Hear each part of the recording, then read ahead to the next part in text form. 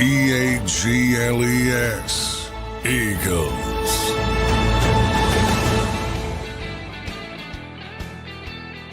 And welcome in, everybody, to a Wednesday edition of Birds 365 here on JAKIB Sports, brought to you by the great people at Fritz Bianculli Law Firm. I'm your host, Zander, Krause. That's my co-host, John McMullen.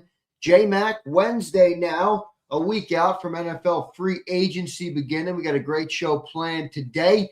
Some news around the NFL yesterday as the franchise tag deadline passed, so that came. And some other interesting news in the NFL we'll get to here in the opening segment, including some updates on Dallas Goedert and the contract situation there. J-Mac, how you doing on this Wednesday morning, my friend? Doing well, yeah. 4, we're up 100% in tags from last year, 2, so 2 to 4. So that continues to go in a lower fashion than it typically did in prior years. I think a lot of teams have gotten smart and don't want to use it if they don't have to use it. And the ones that do use it obviously are concerned they might lose particular players and still going to work to get a long-term deal done by July. So, it's something the Eagles haven't used in over a decade because they haven't needed to use it, and they tend to work out deals with the players they want to work out with. So I would say that's a positive. If you have to use it, it's a negative. And Breece Hall with the Jets, obviously, not as high as a franchise tag for a running back because that position is devalued. We talk about that a lot, even though it doesn't make sense. Daniel Jones gets the transition. You never see the transition tag. Yeah. The Colts are kind of concerned because there's obviously desperate teams. He was playing well, even with the injury, and they want him back. So, but yeah, very little movement in the franchise transition tag markets as there has been now for 2 consecutive years. And I think you'll see that continue because nobody wants those big numbers for 1 year on their salary cap either. So it doesn't make a lot of sense from either side. No doubt about it. John, I saw yesterday you retweeted the Spot Track account based on Dallas Goedert. I think this needs some clarity, John, in Eagle land with Dallas Goedert's contract. There's a big number that still shows there's a dead cap number that, as you always say, that's not going anywhere. That's not going to change. That's already, basically in the past. But how does it work with Dallas Goedert's contract? And do you think that changes the Eagles' approach to maybe a negotiation with Dallas Goedert? It's coming out that, they're trying to talk to Goedert, but I don't know. I mean, maybe he's gone. Maybe Matthew Berry's right. Maybe Matthew Berry's not right. And they do sign Dallas Goedert. We've yet to find that out, and we will find that out next week. But when it comes to the contract, the cap hit, the dead cap hit, and all the things that are tied up in Goedert because they've had the player for so long and they've done a lot of things with his contract, how much does that impact the decision on Dallas Goedert here in free agency? Well, I think what impacts the decision is if you're going to sign a similar number player, which I don't think they're going to do. So, and it's a tough market to gauge. I've been talking about with Dallas Goedert. You have the 13 touchdowns on one hand. On the other hand, he dropped dramatically as a blocker. So I don't know how teams see that, especially at his age. So is he going to get 2 years, $25 million? Is he going to get 2 years, $13 million, something like that? Then obviously the Eagles are out. But just sign David Njoku people, you would think that would be in a similar range, and it would be much better to keep Dallas Goedert simply because of all the void years you already have on his contract, which all get accelerated, and he's still on your cap for significant money. It'd be far better to work out that same type of contract with him than an outside player, which again is how we will tell you is not a great PR move, because if you sign somebody like Njoku, that's a great PR move. But if you re-sign somebody like Dallas Goedert, it's considered, well, he's already an Eagle, so it's considered not that big of a deal. even though it's the same thing from an unrestricted free agent standpoint, and it would help you under the cap because, even though Dallas's contract expires, he's got void years through 2029. So this is how do the Eagles pay all their players? This is how the Eagles pay all their players, because they spread it out over these void years. And ultimately that credit card bill becomes due when the player leaves. So that's what you're dealing with Dallas Goedert. John, is there any big concerns with that setup? I mean, it's something the Eagles have done for a while, and fans outside of Philly love to kind of badger Philly. I see this all the time. Hogan in the chat, he always does it. The Philly fans in the chat, he always talks about, the credit card bill is going to come.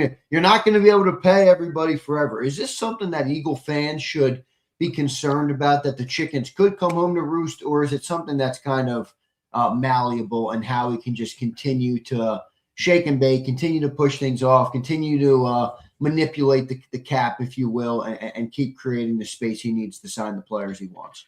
It's definitely malleable, but it's real, So you have as usual, you have two extremes. You have that extreme that says the chickens are going to come home to roost. The world is going to collapse. That's not going to happen. And, then you have the other extreme, which the salary cap is not real. It is real. And, if you play with it to the level the Eagles have, and part of the reason they've had this stretch is because they played with it the way they have. And what they do is they spend a lot of cash up front, and they have for the past decade before last year, more than anybody else. And you say, well, how do the Eagles do it? Well, this is how they do it. So you give them the money, the dead money, again, that's already gone. That's a Jeffrey Lurie problem. That's not a problem for anybody but Jeffrey Lurie. That money's already paid. It's gone. The cap issue is the bigger deal when you're in the moment and you're trying to obviously build your 53-man roster to 2026. And that's impactful. And you have to, that's why the Eagles have gone this route where they don't have a middle class, really. They pay a bunch of stars, and then they try to fill in with either young rookie players on the rookie deals or the 1-year Tamu guys. So that's sort of the result of it's already happened. That's what's going on, in large part because of all these void years. Now, when you hit on players like Lane Johnson, most notably, they've redone his contract so many times I can't even count. Everything's fine. When you don't, then it becomes everything's about evaluation. Now they've gotten what 8 years out of Dallas. I think he's going on his 9th year. I mean, he's in the successful category. You got a lot out of him. But if you are talking about that switch over, because I saw some Njoku stuff yesterday, that makes no sense other than if you think Dallas can't play because you're bringing in a guy at a similar number, maybe more. And you already have these void years hanging on with Dallas Goedert. So if you're going to bring somebody back at $10 million, let's use $10 million. You're better bringing him back unless you think, well, he can't block anymore or he's completely done as a football player, which I don't think. So that's kind of the discussion you have to have if you're Howie Roseman. But there's a lot of things going on with Dallas Goedert as far as forcing him to take the pay cut. Very complicated situation. Other than I know he likes it here and it's been his only professional home. I don't see many reasons to stay. And if you're doing, but again, before we came on, you were talking about Drew Dahlman retiring at 27. And we went through a little of that here in Philadelphia with Landon Dickerson. Typically, again, the normal mode is, well, Landon Dickerson's not going to give all his signing bonus money back. He's not going to walk away at 27 with $19 million on the table. Right. And plus another, he's not going to walk away. 99% of the time, that's correct. Drew Dahlman just walked away. Why? I don't know. But You know, That's everybody's a different. big hit for the Bears, John. Everybody's different. Everybody's different. Chris Borland walked away. I talk about him all the time. You know, there's a lot of Jalen Phillips retired at UCLA. Grant Calcaterra retired at Oklahoma because of the concussion. Just he almost didn't play. That's right. Barrage of, you know, they were scared. You had all this being thrown at you, how dangerous this was. And then, you know, and Grant, because I talked to Grant about it, I haven't talked to Jalen about it, but, you know, it's like he went to, you know, some of the top doctors in the country and they said, no, you're fine. You can play, you know, but he didn't have that information. You know, he's like watching the movie and reading and saying, oh, I could be and he goes, yeah. And there was that widespread fear among certain players. So, I mean, that kind of stuff is an example, but everybody's different. John, you've been doing the AJ Brown meter of like you give the 53-47, latest it was 51-49. Can you do that meter for Dallas Goedert on returning versus going? Where is that for you? 60-40 going, but that's much higher than it was earlier. You know, once he took that pay cut, I was like, well, this is it. You know, he took a $4.25 million pay cut. Yeah, it's big. But, you know, from every indication, he definitely, yeah, I know he loves it here. I mean, you know, the area and you know, but it is a business and he's also over 30. He probably wants to maximize his earnings. Yeah, this is absolutely trying to maximize their earnings. This is absolutely his last chance to get a multi-year deal. Yeah. And I don't even know if he gets it this time. But this is absolutely his last chance. And then he's on the year-by-year program. John, last question here before we get there. We got Mike Gill. We got Brandon Lee Gowton today. We got a full Wednesday slate. Appreciate everybody being here. Hit that like button. John, last question here in opening segment number 1 for the Philadelphia Eagles and what's to come here with the free agency starting next week. Yesterday, John, it was put out that the Vikings and Jonathan Grenard might part ways and they could be seeking a trade partner. Now, I'm not going to, immediately tie him to the Eagles, but my question for you is, how much are we not talking about the potential for one of those outside moves to happen? Like, I think when we think about edge and tight end, we look at draft and we look at free agents that are upcoming, but the trade market, exists obviously in a big way, and Howie's been pretty successful at doing it.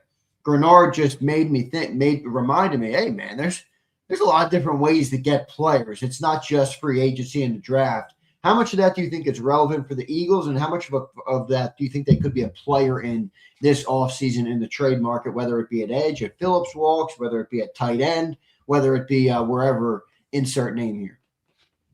Yeah, very, very. I mean, it's easier to do it just the conventional way, but Howie's done it in multiple ways and uses every avenue possible. So we talked about it with Crosby. We talked about it with Michael Mayer. We never stopped talking about it. I see Michael Mayer at tight end. Right. Wide receiver, if they move AJ, that's a trade out.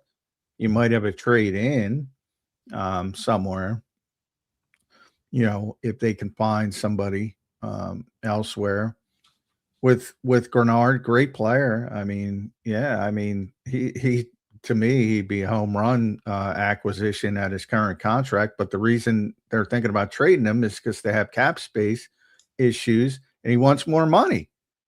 So he's not coming in for $19 million. If he's coming in for $19 million, yeah, by all means, that's give up the second round pick and be done with it. But it's not going to happen. You're going to have to work out a new deal. So it's a little bit more complicated than maybe on paper. But I mean, all we've been talking about is Max Crosby. Max Crosby this, Max Crosby that. Yeah, I feel that. like he's the obvious name, Yeah. So, Grenard just I like hearing the name. It's like, oh, good player, and if he's available, I wonder who else.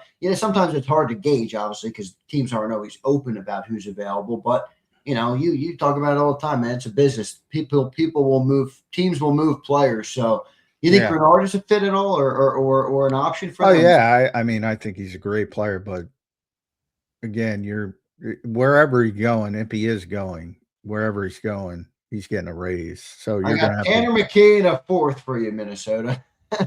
What do you think? I think they prefer the 2, which I would give up the 2 for him. He's very good player. But yeah, again, you're going to have to redo the contract and get him up to 25, the same range as Jalen Phillips. So, they want Jalen Phillips back. All the stuff will open up if they don't get Jalen Phillips back. A little bit different style. Is he a better fit for the Eagles than Jalen Phillips? I would say no. I mean, everybody saw Jalen. Boy, for whatever reason, it's so weird to me. I guess it's just the sack numbers. Like watch the final eight games, whatever it was. Watch his impact on that defense. Listen to Vic talk about his impact on that defense because I asked him about it on the record. Dude was awesome. So that's how Vic sees it. But do you think Howie cares about the sack numbers and stuff? No, I don't. I think he cares about getting good players. I think, and by the way, interesting. Whether right or wrong, I think that's what people go to, because you're talking about a big contract. So it's not, if you're talking about 18 million or whatever, all right, you can live with maybe lesser sack numbers. But when you get to that $25 million range that we've discussed with Jalen Phillips, I think that's where the expectation changes to not only being a great every down player, but also finishing and getting to the quarterback and making. Well, I do. And there's certain guys, and Trey Hendrickson is now going to be unrestricted. The Bengals didn't tag him. And, there are guys who are closers. Ironically, because we're talking about Grenard, he had a bad season from a sack standpoint. Yeah, he did. But his pressure numbers were better than ever. So, and then he got hurt and he missed, I don't know, for a final month or so. But that was more of, they weren't in the playoff hunt and they shut him down. I don't think it was serious. So I'm not concerned about the injury, but his pressure numbers were never better. So nobody looks at him and says, well, he's down because he's been a 12 sack guy and he got 3 or 4, whatever he got. Because sometimes it is just circumstance. Now there are certain guys, and Max is one of them. Trey Hendrickson's one of them. Obviously, Miles and Micah. They're going to be consistent. They're always going to get home, and there's something to that. But I think there's even levels like I don't compare Trey Hendrickson and Max Crosby with Micah Parsons and Myles Garrett. I don't think they're in the same category. They don't impact the game as much. They're very good pass rushers. And what concerns me about Max Crosby and why I'm not even near Max Crosby if I'm the Eagles, simply because the guy has played so much football. I saw a stat, and I meant to double check it, but I believe it, so I'm going to throw it out there. And if it's wrong, I'll correct it because I have to look. He's played 600 more snaps than the number 2 guy over the past 4 or 5 years. He never leaves the field. I've been talking about it for years. He never leaves. You bring that up with Bond too, where you're like, his age is his age, but his playing age is a lot less. He hasn't played that much football. Yeah, it's the opposite with Max. Opposite. I'm not going there. I'm just not. I'm not saying he's a bad player, but he's not in the same category as Micah Parsons or Myles Garrett. It's not even I don't like that comparison at all. And what he played, I saw him last year with Jalen Carter. I mean, the guy played 1,000 snaps more than anybody else. And the next year he comes back and he's not the same guy. Right. And he's 23, 24 years old. Yeah. So I would stay, unless you're going to get real disciplined,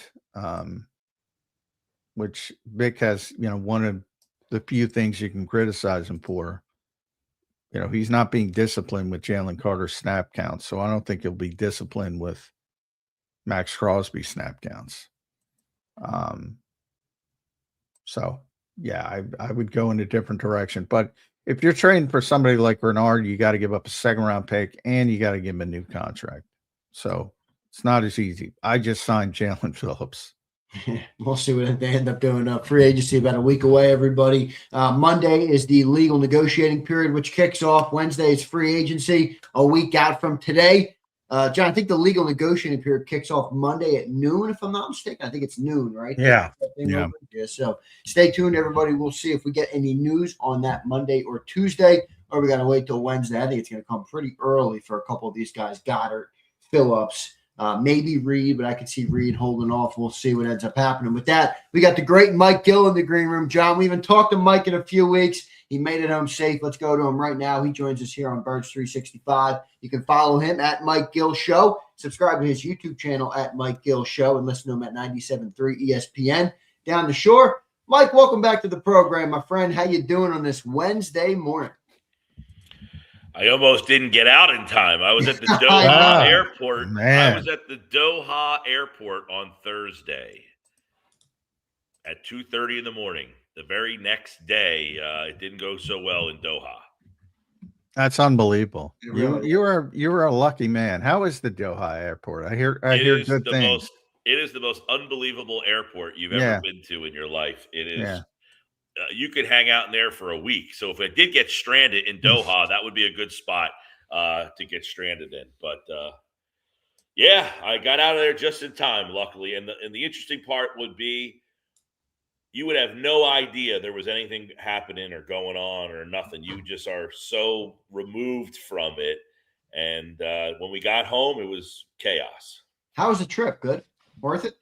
The trip was worth it. The trip was good. It's something that everybody should do to see that, yes, I was in the Middle East. There's a perception, and many of the people in that Middle East region would not fit the perception. They love us over there, by the way. The Egyptians and the Jordanians absolutely love us. I saw the picture of you on X, you wearing the thing. I thought it was great, man. It was awesome following along with what you were doing on your X account. Yes, I did ride a camel one day. How that can't be comfortable, riding a camel. It is. If you watch the video, I'm on the camel, and I say I'm riding the camel, although it's not very enjoyable. It's not Good very stuff enjoyable. there. Yes. So, but yeah, it's fun. It's exhausting. You go to Egypt. Yes, them trying to get you to buy stuff is very accurate, but it's harmless. You never feel unsafe. They're fun. They have fun with it. They know that they're, hey, buy this. And you're like, no, I don't need that. Well, then it's almost like, well, then buy this. No, I don't need it. Well, then buy this. It's like they got a never-ending pocket of things they want you to buy, and they have fun it's the same thing. It's the same thing walking the streets of New York near Times It's like Square. Canal Street. Sounds like Canal Street. Yeah. Buy this. Yeah, buy it. It's the same thing. It's it's a little exhausting. You've been out all day. You're at the pyramids and checking them out, and then you get back to your hotel and you're like, you want to go eat, but it's like, oh, all these guys are downstairs waiting to try to sell you stuff. You got to get like mentally prepared to like cross the street. Defend them off. Yeah, defend them off. Keep in mind, we're in the car. The most unbelievable thing is the traffic. You're in the car and you're sharing the road. Now, mind you, there's no stop signs. There's no stoplights.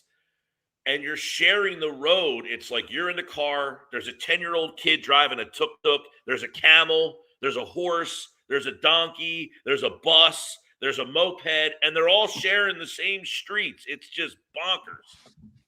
Yeah, I don't want to be, look, Mike, I don't want to be mentally exhausted on vacation. I want the exact opposite. Yeah, John.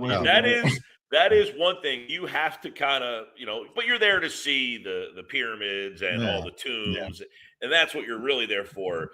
And then when we got to Jordan, it was a little bit less of that, way less of that in Jordan. All right, good to hear. Now, we got a lot of questions. I got a lot of questions about the Pizza Hut. Did you go to the Pizza Hut? Did you go on top to look at the pyramid? Our hotel was directly like 2 buildings down from it. And I do have pictures of the Pizza Hut, but we did not indulge in the Pizza Hut. I mean, there were so many unbelievable food options there. Yeah, you can't get Pizza Hut, dude. I mean, No. that's what you were telling me that story before you went. I'm like, Mike, don't get Pizza Hut. You're gonna. I do have a picture of the Pizza Hut, though. It is where Well, I they meant said it just is. for the view. So you order a piece of pizza, whatever that would be in Egypt, and just look at the view and dump it in the trash and move on. That's what I would have done.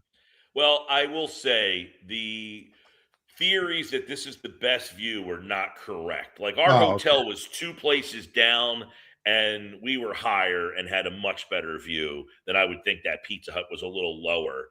Now, maybe being lower would be more direct with the Sphinx, but I think that's more for like, hey, there's a Pizza Hut and it happens to have the best spot. I don't think that's true. Yeah, right. All right, give us, excuse me, losing my voice. Give us the quick Jordanian. Give us a quick wrap up of Jordan. I like the Russell Crowe, Leonardo DiCaprio movie. I recommended it. Very good movie. I forget the name. Body of Lies. Jordan felt much more like an American city in terms of like just the size and the stuff. They have like a street called Rainbow Street, which would be kind of like Bourbon Street, where there's just bars and restaurants and everything, and that's where everybody goes. We happened to go at the start of Ramadan, so the streets were completely empty. There was nobody on the streets, so we had the whole city to ourselves, which is a little eerie, but it was a really, really cool city. It's on like 7 different hills, but I would say Amman, Jordan, is very much more like any American major city. It's a massive city. But the sites there, we went to Petra, did the Dead Sea, went to Wadi Rum where they filmed the Star Wars movies. In Petra's where they filmed the Indiana Jones movies. I did 22,000 steps that day. My fat ass did 22,000 steps to the top of the monastery, all the way down to Petra, and checked it all out. The Dead Sea, yes, even my fat ass floated in the Dead Sea. So it is that crazy that you will float no matter your size or anything. And that was pretty cool. There's a lot of touristy stuff that you do, but it's all stuff that you would say. I saw 2 of the 7 wonders of the world in 1 week. That's cool. Yeah, that's really cool. Well, the pyramids are one of the 7 ancient wonders of the world, and they're the only ones still standing. The Petra is one of the new 7 wonders of the world. So they're and obviously they're still standing, but the Petra thing is pretty amazing. All right. Well, I gotta ask. So you're in Egypt, you're in Jordan. How many times did you hear the name AJ Brown in Egypt and Jordan? None. Yeah, good. I did see one guy wearing a Phillies hat. He had a Phillies hat on. I took a picture of that guy. He was running the camels down there on the at the pyramids. Running the camels. That means a tourist must have dropped the hat when he was getting off the camel. The guy picked it up and used it. That's awesome. So far removed. By the way, I will say I did go to the baptism site where Jesus was baptized, and you are on this side of the river, the Jordan River, which is Jordan, and on the other side of the river is Israel, and you see the 2 flags flying back and forth. The Israeli flag. So I was this close to Israel about a week ago, which obviously is interesting as well. So that's another interesting site down there. But with all that going on, no, nobody gives 2 shits about the Philadelphia Eagles or really has any idea. I was in a restaurant in Petra. This guy had this massive big screen TV in the restaurant. And I said, hey, can you put the Olympics on? And he was kind of looking at me like I was a nutbag. He said, do you want football? And I said, no, hockey. This was the day of the hockey game. And, he had no clue what I was talking about. No idea about Olympic Well, that's hockey. why, I always say, American football is a uniquely American game. Like nobody knows anything about it overseas. And they keep pushing these games on these new European cities. And I don't know. It's just, I don't like them. I don't like them. I will say, because I went to London for the Phillies game, and you would have no idea that game was in London. Like, no clue. And the people from London had no idea. Like, they were like, hey, what are you doing here? What brings you to London? Oh, we're here for the baseball game. And they were like, no What? clue what you're talking about. So I do like these cities. London's a massive city, that the football game would just get lost in the sauce. And it's not like the stadium is like right in the middle of the city. Like, the stadium where Phillies played was way outside of London. Like, you had to take a 45-minute train to get to West Ham Stadium. I don't know where they play the football games, but yeah, it's just not, to me, it is not very conducive to grow the game the way they think they can. Yeah. They keep Especially doing in it, the though. Middle East. I mean, you're certainly not growing the games No, over they're certainly there. not. Maybe Israel, if anything calmed down, but certainly not now. But yeah, I mean, they're going to Melbourne. They've opened up Brazil.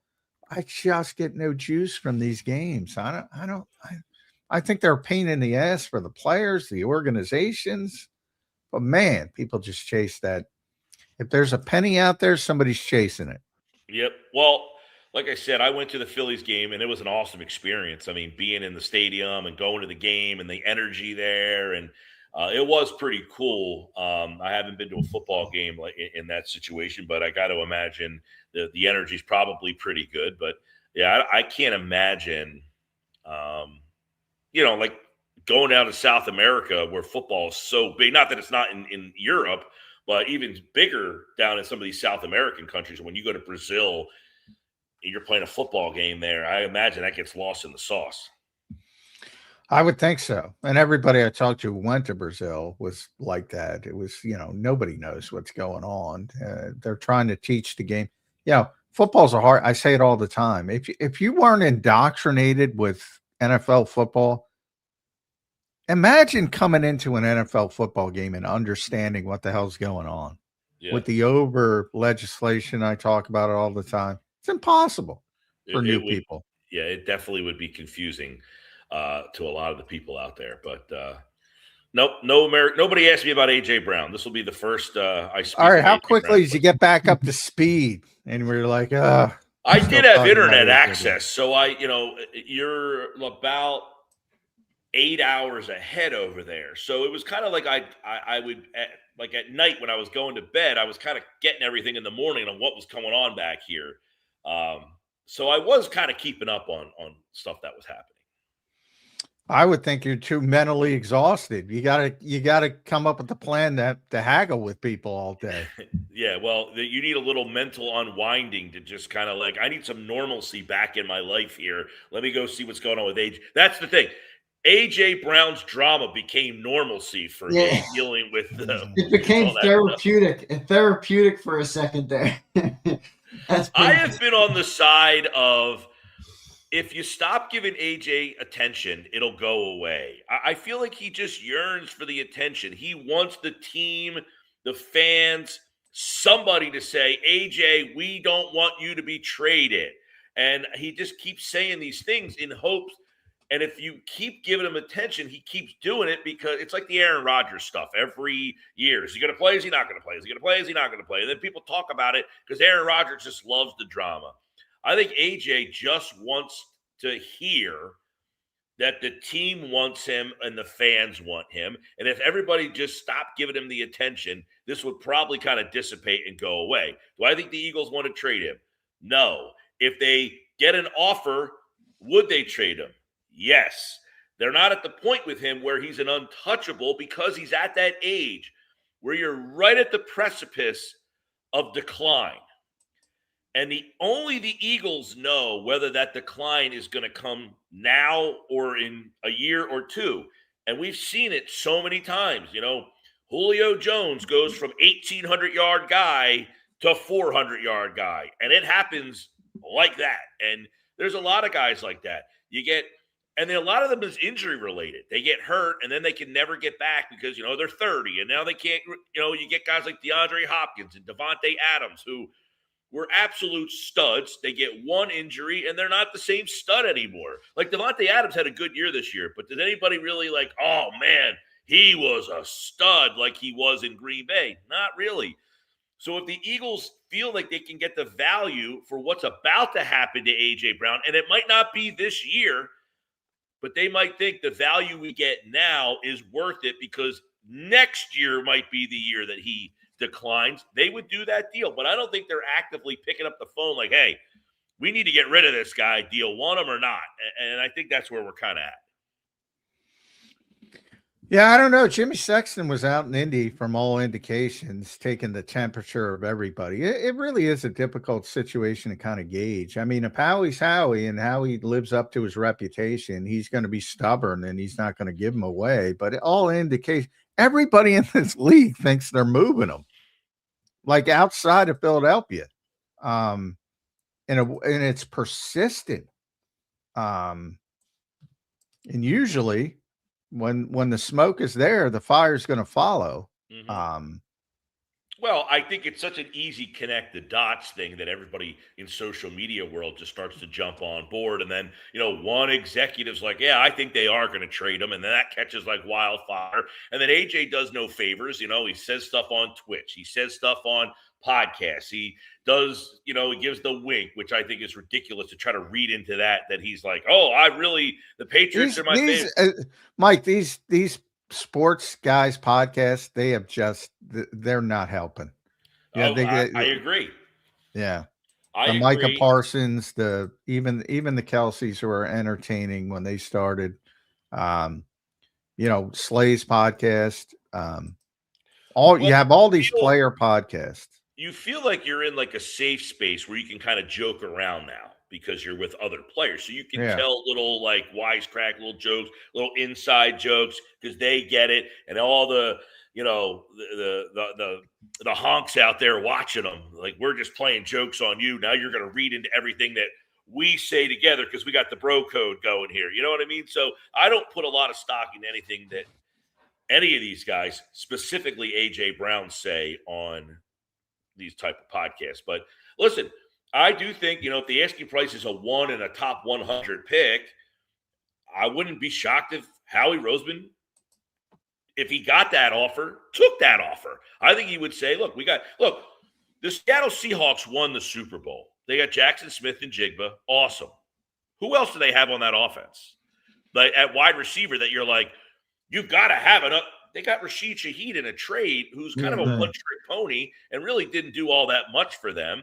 He was kind of the Torrey Smith, for them, where he was just kind of a long, deep threat. You took a shot or two at him each game, hoping that he connected with one. So I think the Eagles feel perfectly fine if Devontae Smith is their one guy.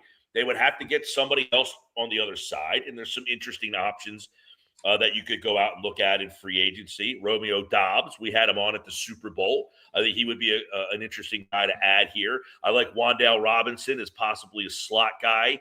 So if you want to go down the route of getting a kind of an intermediate little hash mark, move the sticks kind of guy. And I think the Eagles could certainly go in that direction if they got what they wanted for A.J. Brown.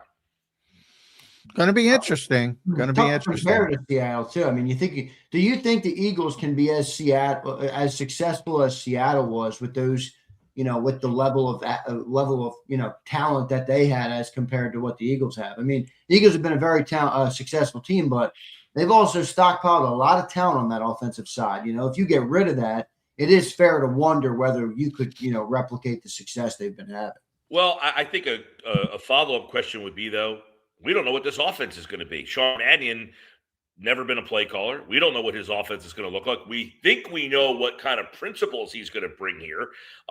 If that's the case, what kind of player is Saquon Barkley going to be, right? I mean, is Saquon Barkley fit in that style of running attack? I mean, that's an offense where, the offensive line is a lot different schemes than what Stoutland taught here. So what's the run game look like? What's this offense kind of predicated to? Are they going to try to marry Nick's run game with Mannion's pass game? I mean, we just assume that Mannion's going to come in here and get carte blanche, and that's what we're all hoping for. But are we ready for that big of a change? Good question. Are we ready for the, one step back to take 2 steps forward? I've never seen patience. First time play caller, you would think there'd have to be growing pains. This doesn't seem like the situation for growing pains, but That's what's going to make it so interesting. But we're inching up, Mike. Monday, all the news will start breaking pretty quickly. You got some other names as well. Dallas Goedert was in the news yesterday with his contract and his boys. Kobe Dean and the Dallas Cowboys seem to be that talk is elevating. And then you got Reed Blankenship as well. You got some other important free agents. But number one is Jalen Phillips. So you have those four guys. How many of those four guys are coming back? How many are leaving? Well, I think Phillips will be the priority, right? I mean, unless they, no doubt. The one thing with Phillips, and I heard you guys talking about Max Crosby when I was sitting in the back room. Last year, there was all the talks about Myles Garrett, Trey Hendrickson, and going to get that level of player. Well, the Eagles passed on all that. They went with Hunt and Smith. Well, obviously, they told us that wasn't good enough, that they had to go out and get Phillips. The question will be, do they think Phillips was good enough, or do they want to go higher than that to the next level of guy for the expenditure? What do you have to spend to get Phillips back? And was the ROI that they got from him, which was good. I don't know that he was a disruptor. I mean, he wasn't like, you didn't say every game, man, that Phillips, what an awesome addition he became. He had a couple of moments, but overall, I don't know that he changed the defense to another level. Do they say, look, he was good, but we want to go to another level? That would be an interesting thing. Like if secretly they were like, let's go to that next level, and who that could be, who knows? I mean, maybe they try to sign a guy like Henderson. I think they don't have the money to go down that road. Do they try to get involved in a trade? But that would be one. But I think Phillips is probably the guy they target. Dean obviously will be walking. You would imagine that Jahad Campbell will step in there.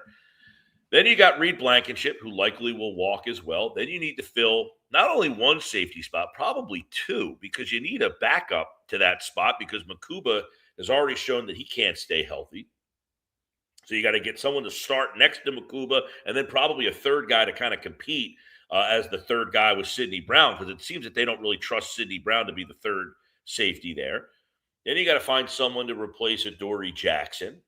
So you got to go looking at the corner market. Not a great free agent class for those spots either. So they got a lot of things. The Dallas Goedert, it appears that he's the only offensive free agent that they have. Last year, it looked like he was going to go. They figured out a way to bring him back. We all assumed they were going to draft a guy last year to kind of mentor and come behind him. That didn't happen. So that tight end spot becomes pretty important. But he's a 31-year-old guy coming off an 11-touchdown year. I can't imagine that they fork over the money to pay him either. So it looks like of all those guys, Phillips is the most likely to return. But I can even see a slim scenario, where that doesn't happen either. A lot of things going on here, Mike. I mean, Mike, I said this, and you tell me if I'm overstating it. If Dallas Goedert leaves, if A.J. Brown ultimately gets traded, it's gonna be hard for me to sit here and believe that the Eagles are going to be a true and honest Super Bowl contender this year. I mean, think about it. The offense already struggled last year, greatly. Now you're going to get rid of A.J. Brown and Dallas Goedert, replace him with presumably lesser talent, and then come back here and tell me you're going to go and compete for a Super Bowl? I mean, John talks about it all the time. There's 5-6 teams that are legitimate Super Bowl contenders. The Eagles have made the right decisions to be in that conversation legitimately for the last 4 years. You get rid of A.J. Brown and Dallas Goedert, it's going to be hard for me to believe you're in that conversation this year. Talent-wise, I think you're right. Again, I go back to Seattle, who, listen, I'm not trying to downplay Seattle. Awesome. But they got Jackson Smith and Jigba. They don't really have a second, third guy that you're they had Cooper Kupp, who obviously is on the downside of his career, and Rashid Shaheed, who's kind of more of a one-trick pony type of guy. Kenny Walker, very solid running back. I don't know that you would say, man, they got that guy Walker. He's unbelievable. Their offensive line, solid. The quarterback, I think, definitely proved to a lot of people that he's capable. Well, he had a lot of questions. But that offense entering this year, you weren't like, look at all the talent they had there. What they did very well was Kubiak, very good play caller, was very smart and very timely with his play calls there. And listen, as the season went on, they gelled a lot more. Walker became a big part of the offense. They lost Charbonnet, and that kind of, I don't know if it even helped them more that they didn't have to keep flipping the two guys. So could Philadelphia, scheme-wise, one of their problems is they had all this talent before, but we never maximized it. We saw it maximized here because the scheme didn't allow it. Will this scheme get more for Devontae Smith if he's by himself? Will it get more out of Saquon Barkley? I don't know that you can get more out of Saquon Barkley. Is it essentially in the talents of the quarterback, Mike? All that to me is secondary to you have to put the quarterback in a position to succeed. Are they going to do that? Is this without AJ, without Goddard? I think over the last couple of years, they've been trying to put the quarterback in position to succeed, and this is what you ended up getting here. Ball's got to come out, boys. It's got to come out. Yeah. Well, and the question will be, how does Jalen assimilate himself to this new scheme? Everybody is wondering, okay, is Sean Mannion going to get to call his offense? Okay, great. But what if, much like Sirianni's first year, 7 games into it, you realize the quarterback can't handle this offense and we need to scale it back and become a run-first team? And then you got the Eagles as we kind of now know them. I think Mannion is going to be very interesting early to see how much trust he has in Jalen Hurts. Now, they've brought in Jared Johnson. They've got Mannion here, Josh Grizzard. I mean, they've brought like a whole college worth of coaches to try to, I guess, get more out of the quarterback position. Yeah, they sure did. Yeah, they have. Yeah, I think it's interesting, Mike. If and at Mike Gill Show, make sure you follow Mike on X. See all his reviews of Egypt and Jordan. Although I don't think anybody's going over there anytime soon. Hopefully, it'll calm down and everybody can go over. I would endorse going to both. They are very, very, very cool. Well, not right now. I know. Not right now. When things cool down. I don't want people to lump areas in with the, you hear the Middle East and everybody just kind of goes crazy that you've got all this craziness going on. Those two places are, obviously I don't make any money off of that, but I had a great experience and enjoyed the people and the culture a lot. I'm just trying to keep people safe in the immediacy. And then when things calm down, you can consider Jordan especially. Jordan seems cool to me. At Mike Gill Show on YouTube as well. You mentioned that coaching staff. I don't think you have to go back to 2021 when you talk about change. You go back to 2024. Kellen Moore tried it and then scaled it back. Where are you on the meter of, is Sean Mannion's going to completely change this offense versus we're going to do what happened with Kellen Moore and I'll give you what I initially would think. I'll believe it when I see it. When you bring in 3 coaches now that all are kind of different from what you are, that kind of tells me that Nick took a look at himself in the mirror or was strongly told something needs to change. If something needs to change, you don't bring in 3 guys and say, we're still doing the same thing. Because those 3 guys are like, listen, I'm not coming here if I have to run your little pop gun offense. I agree, but let me just push back. I agree with that. They're legitimately going to try. I'm saying when the bullets start flying, bad, it comes back. when things get real in September, Nick's going to try to win football games. That's what I'm talking about. Look, the whole offseason, they're going to try to install the Kyle Shanahan, Sean McVay style offense. No doubt about it. I'm 100% on that.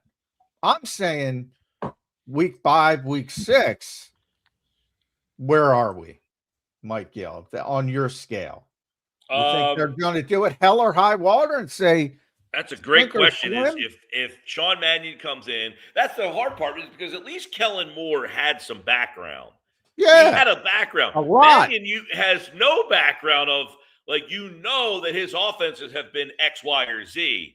Kellen Moore had multiple seasons in Dallas, one season in LA with the Chargers. So you had some background to say, hey, if all else fails, maybe he can go revert back and do this, or Mannion has nothing. He's and Grizzard, by the way, has 1 year into which the head coach basically said he wasn't ready to be a play caller, and that it would take him a couple more years. Correct? Isn't that what Todd Bowles said about Grizzard? And then you got Jared Johnson in here. So you have three guys collectively have 1 year of NFL play calling experience. So that's where this whole thing is interesting. If Nick says, look, Howie, Jeffrey, you brought these three guys in. I let them do what you wanted to. 7 weeks in, we're 4-3. This isn't working. We're going back to what I like to do. Do you think Howie and Jeffrey brought them in, or did Nick bring them in? I mean, I think Nick. That's the great unknown. I mean, either way, if Nick suggests to them, guys, my offense, we won a Super Bowl. We got to a Super Bowl. We've been to the playoffs 5 times, but it's time to evolve it. Let's go outside and find somebody new. You give him credit for that. Like, he held on to that thing as long as he could, but finally looks in the mirror and realizes maybe that offense needs to kind of develop and change. People are catching up to it. Then that's what they do. But as you say, John, once the games start happening and the fruits of the labor aren't there, you revert back to what you know. That will be a storyline probably through the first 7 games. Certainly will. Yeah. Mike, a week out now from free agency. Next time we talk to you, we'll probably have a good indication on the big 4. Now, might not know everything because free agency, I believe, kicks off that Wednesday, but the legal negotiating period starts on Monday. Give me a prediction on the big 4. All right. Phillips, Goedert, Blankenship, and Jacoby. Who's back and who's gone? Well, what will we be talking about next Wednesday? I think all of them are gone except for Phillips. And Phillips, to me, is kind of 50-50. Wow. Yeah. I don't see Blankenship. I would imagine Blankenship gets overpaid by somebody, much like Marcus Epps a couple of years ago, where Marcus had a great run here, and then the Raiders just overpaid him because he was on the Eagles. He won a Super Bowl. I think Reed will fall into that, he was on the Eagles. He's won a Super Bowl. We need that type of guy here. There's a lot of Eagle disciples around the league now, so you go with what you know. There's so many former Eagles executives around the league. In every front office, there seems to be a former Eagle somewhere there. So he'll probably get overpaid by somebody because they want someone to know, come into that building with some championship pedigree. He's, by all accounts, a great guy. I got a chance to have him on the radio at the Super Bowl, and you could tell. And I had him and Cooper together. So those guys do not want to break up. They want to stay together. But I think Reed, the sense you get is he understands that the money is just going to be too much for him to say no to. So the business will take over there because I think 100% he wants to come back to Philadelphia. Jacoby, he was very outward on our show that he wants to come back. And he didn't only say it on our show, he said it on other shows that he wants to come back. But I think he does understand there's just not a spot for him right now with Jahad Campbell here. So I don't see him coming back. Goedert, the money I think will just be too much. And that leaves you Phillips. And I think Phillips is the guy that they probably target. And again, like I said, do they look at Phillips and say he made a big enough impact to pay him the amount of money you're going to have to pay him? Or if I'm going to go to that level of money, I might as well just go to the next level of guy. Because realistically, the Eagles are only going to get to make one quote-unquote splashy move, whether that's bringing one of their own guys back or going outside and making a trade or getting somebody. Yeah. Well, Jalen Phillips, real quick, and I know you got to go. Thanks. We kept you long, Mike. November 9th, he got here, 4th in the NFL in hurries, 6th in pressures, 6th in pressure rate. That's top 10 edge rusher. Yeah, well, you read all the different predictions. One great fit, Boye Mafe is a guy whose pressure numbers are better than Jalen Phillips, 28 years old, more of a rotational guy. maybe you don't have to pay the same money. But they've gone down that road with Bryce Huff before of getting that guy who had like not a lot of sacks, but got a lot of pressure. Although Huff had 10 sacks with the Jets, but Maffei's a guy who had pressures, 33 pressures last year. Pressure rate was like 18% on pass rush. Win rate higher than Jalen Phillips. Well, that's also Phillips is like a 60 snap guy. He's out there all the time. I'm saying with Maffei. Yeah. You don't have to play him as much. You don't have to play him or pay him.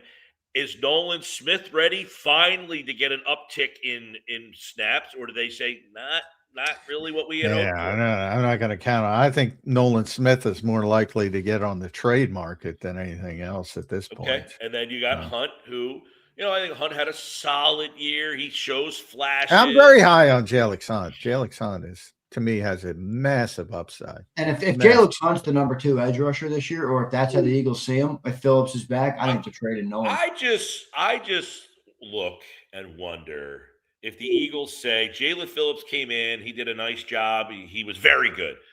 But what would this team look like with the guy playing next to Jalen Carter, who's on the next level? You just think about last year. What were we talking about all summer long? Myles Garrett. Well, I understand, but my point is Myles Garrett went out and got 20-plus sacks. Can you imagine? Now, I know you're talking about Crosby and not being the biggest Crosby fan, but a guy like Max Crosby playing next to Jalen Carter, I mean, you might say. It's not that I'm not a Max Crosby fan. I think he's a very good player. I'm just concerned about his workload.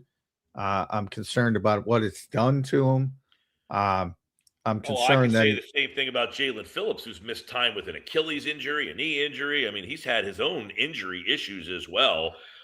Crosby, though, I think you can make a strong argument that Crosby is a significantly better pass rusher than Jalen Phillips is.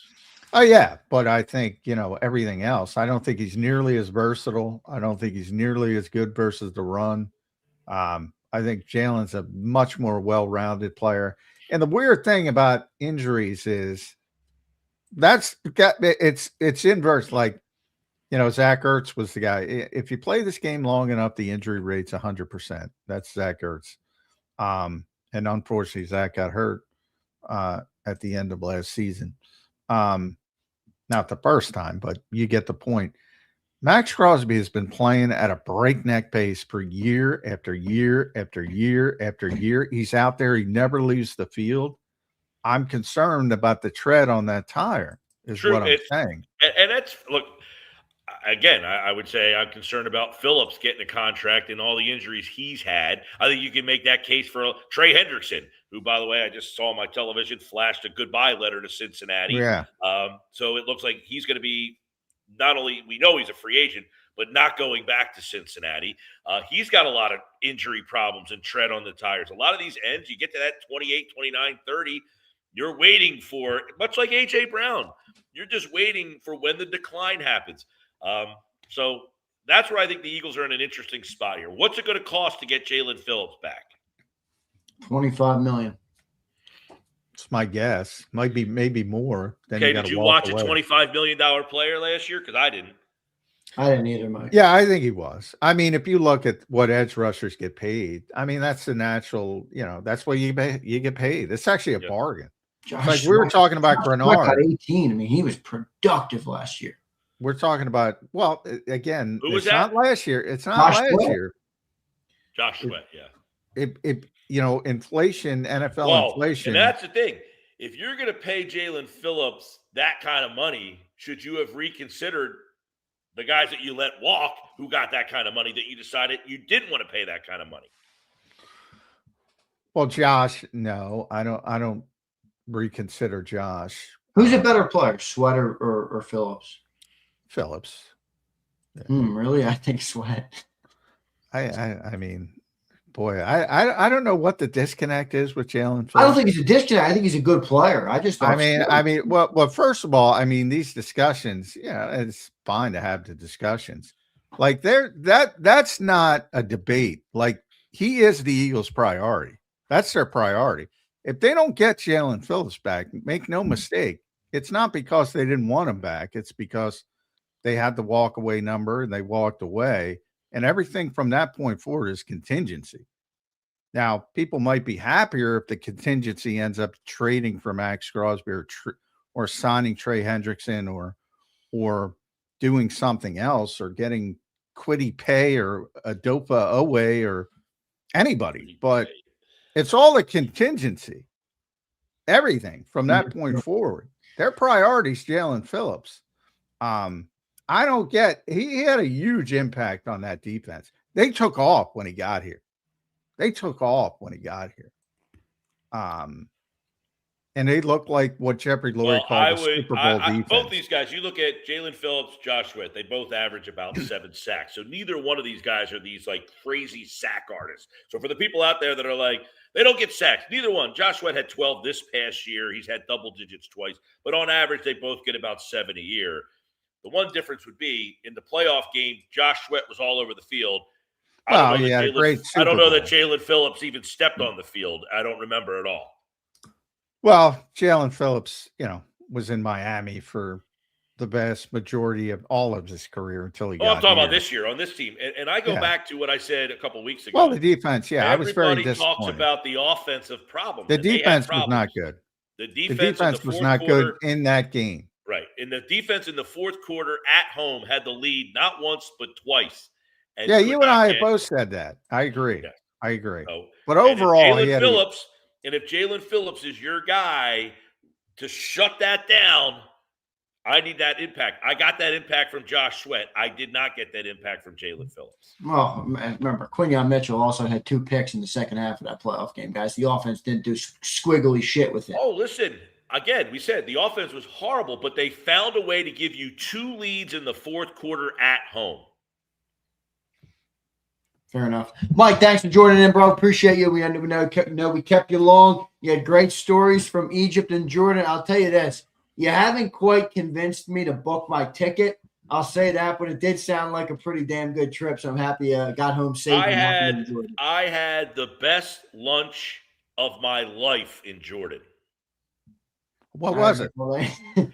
Fukara. It was called Fukara. It was unbelievable. If you look at my socials, you'll see a picture of it. It's like a huge bread bowl, and they cut the bread in like a circle, and inside it's like all sorts of and the spices they use over there is just on another level. Fukara, I got it in Madaba, Jordan.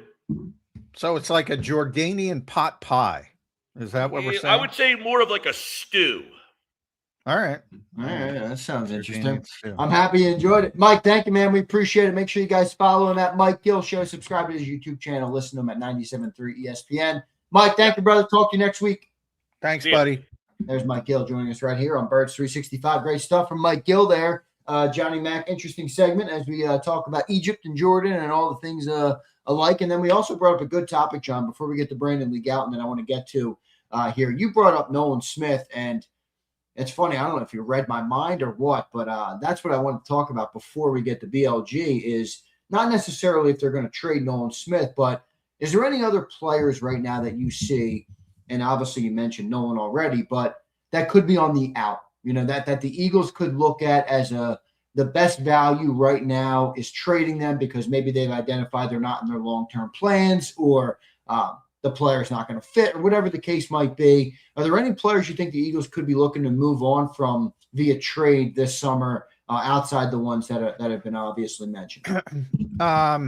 Yeah, with Nolan, I don't mean immediately. I just don't think like he's going to be the guy. Like Jalix Hunt has passed him for me, and I think he's the guy you're going to extend down the road more than Nolan Smith. And I don't think you got because if you bring Jalen Phillips back at that type of money, if you extend Jalen Hunt, there's only going to be room for 2 of them, and I think then you start talking about spinning off Nolan Smith, but not immediately. Yeah, I mean, some of the younger guys that don't seem to be a fit, Sidney Brown, what would you get for Sidney Brown? A 7th, if you're lucky? Well, you're talking player for player, maybe somebody who's a disappointment. Yeah. like Thomas Booker for Jacorian Bennett. That type of trade. You know, they need a defensive tackle. You need a cornerback. Which was a bad trade, by the way. Yeah, that type of trade. Jacorian Bennett, you know, he might be traded. Kaylee Ringo, you know, I'm not talking about dramatic and just that type of deal of guys who obviously aren't a fit. On Nolan Smith, John, do you think he's going to be the 2 or the 3 this year, assuming Phillips is back for a second? I think he'll start as the 2, but I think if Jalix Hunt continues the ascent, it'll quickly flip over. And it started to a little bit last year. But if Jalix Hunt keeps going, ascending the way he's ascending, they're going to want him on the field more. If Hunt's the number 2, I'll tell you what, I think they should trade Nolan, because isn't this the last year of his deal, assuming they don't pick up a 5th-year option or anything like that? Yeah, if they don't pick up the 5th-year option, he's due for that technically this summer, right? You would pick it up this summer. Yeah, that's a difficult one. Yeah, I'm not picking that up. Do you know what that 5th-year option is? Well, for edge defenders, it's very high. But he's at the lower level of it. I can look it up, but it's significant either way. Like Jalen Carter's is outrageous because he's made 2 Pro Bowls, so right. He's the highest level. So he has I think it's $27.2 million 5th-year option, which means the Eagles are obviously going to pick it up, but they're going to be working out an extension. It's just as a placeholder. With Nolan, he'll have, because he doesn't hit any of the barriers. As far as it goes up, if you make Pro Bowls, it goes up if you play a certain amount of snaps. And because of the injuries, he's never even reached that threshold. So his is lower than it should be. So it's going to be about, trying to find it as I talk, 13.75. So that's doable. Yeah, I might pick it up. As I thought. But this might be old. I'm trying to. So let's see where they have Jalen Carter. 27. Yeah, they had, this isn't old. So right now he's at 13.752 million. That's doable. I think they'll pick that up. But I think they might, as I said, down the road, they may look to flip them. And then trades, obviously, well, AJ's number 1, but Tanner McKee as well. So, but then you got to figure out what you're going to do with backup quarterbacks. So. Yeah, I could see that too. I don't know. I mean, the tough part about Nolan is, Rasputin asked a good question in the chat. It's like, what are you gonna get back? He was a 1st-round pick. I mean, if you trade him now, what are you realistically getting back? A 4th or a 5th rounder? Well, the point is, and again, down. I'm not saying now. I'm saying, down the road after next season. Yeah, that makes sense. It's clear you can't extend him. You might as well take a 4th, a conditional 4th. Why not get something? Dude, even if he has a great year, John, I don't think they're going to extend him. How could they?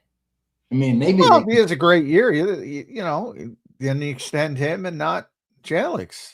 You're going to have Carter making 32. You're going to have Jordan Davis making 20. You're going to have Jalen Phillips making 25. You're going to have Cooper and Quinion ready to get deals, and you're going to pay Nolan. I'm telling you, you're way high on Jordan Davis. I'm telling you. At 20? People don't pay run stuffers. They don't. But why do you give everybody else a raise because of the salary cap, and then the highest paid? Well, I'm going.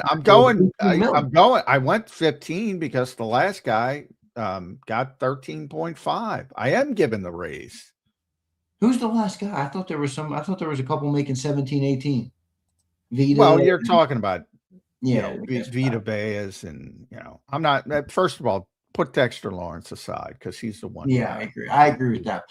He's in his own world of nose tackles for sure. The kid from Baltimore is the last guy. Travis, what's his name? I have to look it up. But that's the last guy. He's next. He's going to be in the 15 range. Yeah, just is what it is. Davis getting more than that, but I mean, hey, listen, you seem confident that 20 is way too high. It's just the life of a nose tackle, man. It's not fair. All right, well, running back. Like Brees Hall's. Who has more impact on the game than good running backs? Nobody. They don't get paid though. This freaking franchise tag is $14 million or whatever. Daniel Jones's transition tag is $37 million. What's the difference between a transition tag and a like? What does that mean when they put that out there? Transition tag. Well, it's that very few people use it. Yes, so I mean, it's not something that comes up very often. So basically, he can negotiate with other teams, and if he signs a deal, you have the right to match it. And if not, they have to give some draft compensation. So it's not quite as restrictive as the franchise tag. So basically, they're saying, hey, go out there and see if anybody will give you more. And then we'll decide if we can match it. It's basically what it is. So we'll see if that ends up happening there in Indy. We'll find out. See what ends up going on. The Nolan Smith conversation is interesting, and then I think after that, John, it's a pretty significant fall off in terms of if you're trading players. You're probably looking, like you said, Sidney Browns of the world, maybe even Achille Ringo, somebody like that. Yeah, there's absolutely no reason to trade Nolan Smith right now. So I'm not talking about Nolan Smith immediately.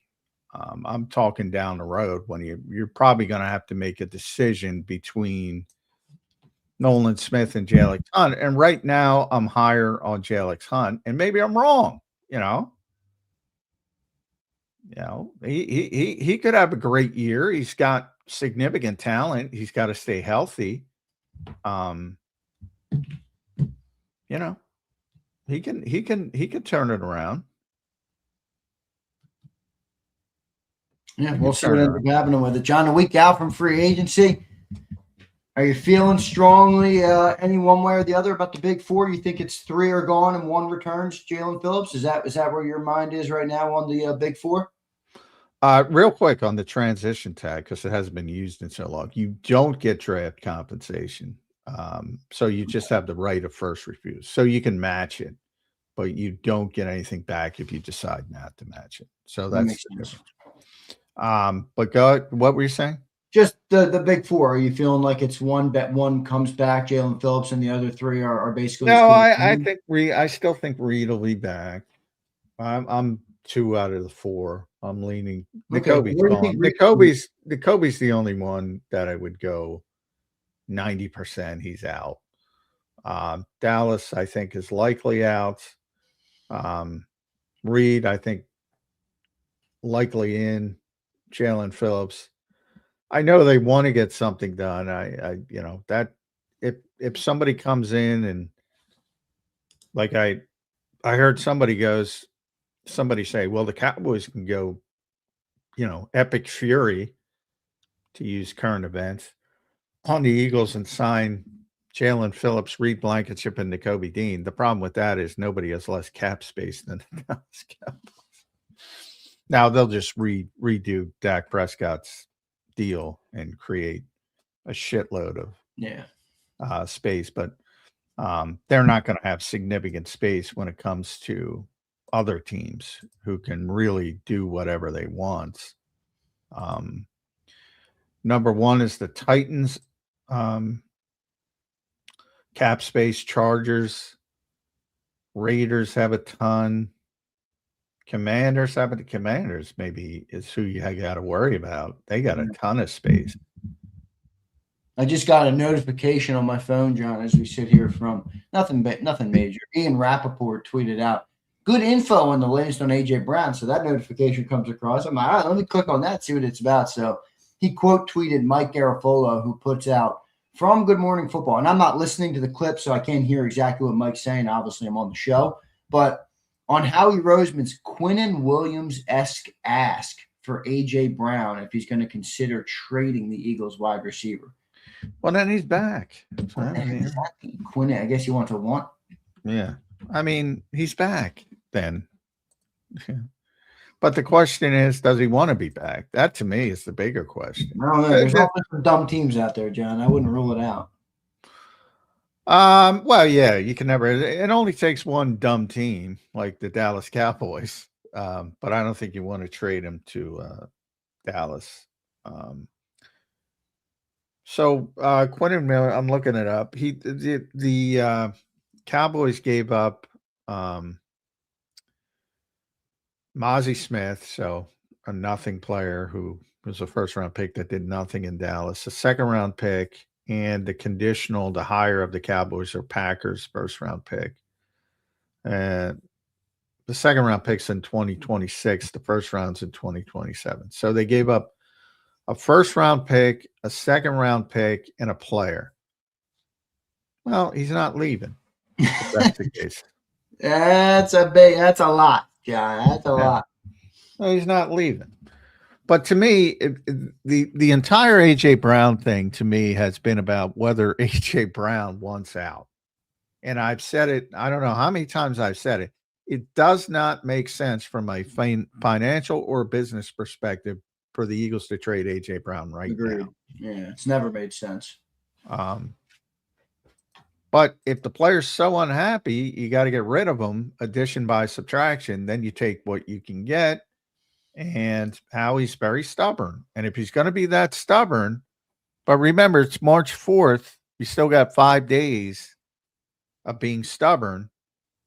And then if he wakes up on March 9th and said, all right, you got to do something, you know. But the history of Howie says he's going to be stubborn. Agreed, and he should be stubborn there. Sig Lord checks in. What's up, Sig? Appreciate you, brother. AJ is not coming back, even if he stays in Philly. Not sure what that means. Yeah, I don't know what that means. But you think he's holding out, Sig? Is that what you're saying here? Oh, he's not holding out. No, he can't hold out, dude. No. I don't know if that's what Sig means. Sig sometimes, Sig, is there an alternative meaning to this comment that I am missing? You got to let me know. But we will see. We're supposed to talk to Brandon Lee Gowton here in a couple minutes. We should talk to him. True. He says not a holdout mentally. Oh, that actually might be fair. I mean, you can make an argument his play dropped off. Well, that's the point. That's if it's to that point where he's going to check out mentally. Do you want him? Now, do I think he would do that? No. Big spot in the playoff game. Jalen Hurts trying to trust his wide receiver one, and he's dropping the ball because he's not focused. I mean, I don't know. Well, I think there were some focus issues related to frustration. I don't think there were effort issues. Other people think they were. Like I said, when late hands works, everybody, what a play. When they don't work, he's not trying. Same thing. Yeah, but you saw it, John. I mean, come on. AJ didn't look like he was. Oh, I agree. Do you think AJ Brown lost a step as a player, or do you attribute his lack of, his worst performance late in the year? Because he didn't. I think he had troubles last year with his knee that he didn't want to admit to, and had hamstring issues as well. So I think part of it was that. I think most of it was frustration and a lack of focus, which I agree with. What I don't agree with is lack of effort. And that's why I bring up the late hand stuff. You're trying to do late hands purposefully because that's what good receivers do. Because D-backs have gotten so good at stripping the ball. So the last thing you want to do I'm not even calling that an effort. I'm just saying. I mean, he wasn't the same caliber of receiver in the second half of the year last year as he has. I think he was very frustrated and lost focus at times. I don't think there's any doubt about that. Yeah, I think that's what I'm saying. Yeah, I agree with that for sure. All right, so we'll see what ends up happening with AJ Brown when it comes to the trade. We've been beating this thing to a pulp. I'm kind of done with it, but it's something that we have to talk about. I mean, it's the biggest hinge of free agency, John, or the whole offseason for this team. I mean, if he's gone, everything changes. Everything changes. It's different. Everything changes. And you're not getting a 1, a 2, and a player. So if that's the case and Mike is right, then he's not going anywhere. Simple as that. Because that offer's not coming. We'll see what ends up happening with it. Still a lot of great conversation to be had. A week out from free agency, about 5 days away from the legal negotiating period. That kicks off Monday at noon. John, on Wednesday, when's the free agency start? Is it 4 p.m. or is it earlier? I believe it's 4. Maybe BLG knows. I haven't looked. I think it's 4. But you'll know the vast majority of big deals break, before Wednesday. So you'll know who's heading where. But I think the actual new league year starts at 4. Yep, it's 4 Eastern time on Wednesday, March 11th, marking the start of a new league year, everybody. So it's going to be an exciting next week of content, and all the weeks coming after that. We'll have plenty to talk about here as we lead into the NFL draft. Plenty to talk about today with the great BLG, Brandon Lee Gouton, set to join us here on Birds 365. He joins us now. You can follow him at Brandon Gouton. Read all his work at bleedinggreennation.com. BLG, welcome to the program this Wednesday morning. How you doing, my friend? 1 week away from free agency. Yeah, I'm doing good, guys. Excited to see what the Eagles are going to do here.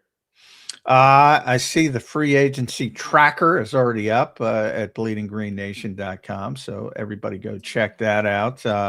Mike Garofolo, you're probably going to put that up. It's just said that Howie wants a Quinnen Williams-like deal for A.J. Brown. Boy, I'm A.J. Browned out, number one, BLG. So I'll ask you if you're A.J. Browned out.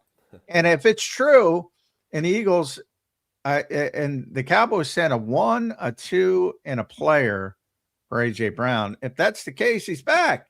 Can we stop talking about it? Because that offer's not coming. Where are you with the A.J. States and the latest news there? I mean, I've never thought the Eagles just want to give him up. That's never been the case. The case is that the big question is, does A.J. want to be here? Yeah, exactly. And that's extremely relevant. And you can just say, well, keep him anyway. I mean, okay, but you saw it last year. Like, you didn't really get the real full version of A.J. Brown all season with him looking so disinterested. So, like, that's tough for me to just be like, oh, they're not going to move him if they don't get a big deal. I mean, I think that's obviously the stance that the Eagles and Howie Roseman have to maintain to try to maintain as much leverage as they can to try to get that offer. But I don't think it's just as simple as that. It's not like, hey, oh, we didn't get this, then it's an easy decision. I don't think it's that easy of a decision for the team. Yeah, I've been saying for like 2 weeks now, I love the Mike Tomlin quote. I probably said it to you. It's, you don't want hostages. You want volunteers. Like, I'm with you. I'm like, great. You don't want to give him butt. You can be stubborn. But if he doesn't want to be here and you're going to get a lack of focus and frustration, is that worth it? It's a difficult decision. I acknowledge that, but I think I've always thought it's more about AJ wanting to be here rather than the Eagles getting proper value for AJ Brown. Is that your kind of take on it? Yeah, absolutely. That's the big factor is the willingness there. Again, we saw what it looked like last year. It wasn't pretty. Maybe things are different, but I have a hard time believing that. I really believe I have to see it to believe that things are really going to be different this year on his end. BLJ, 1 week from free agency, you got the big four basically in Philly with Reed, Nakobe, Jalen Phillips, and why am I blanking right now on the freaking fourth name? Reed, Nakobe, yeah, and Dallas Goedert. Duh. How many of them do you think return to Philly? What's your early indication right now as we get ready for that legal negotiating period to kick off on Monday?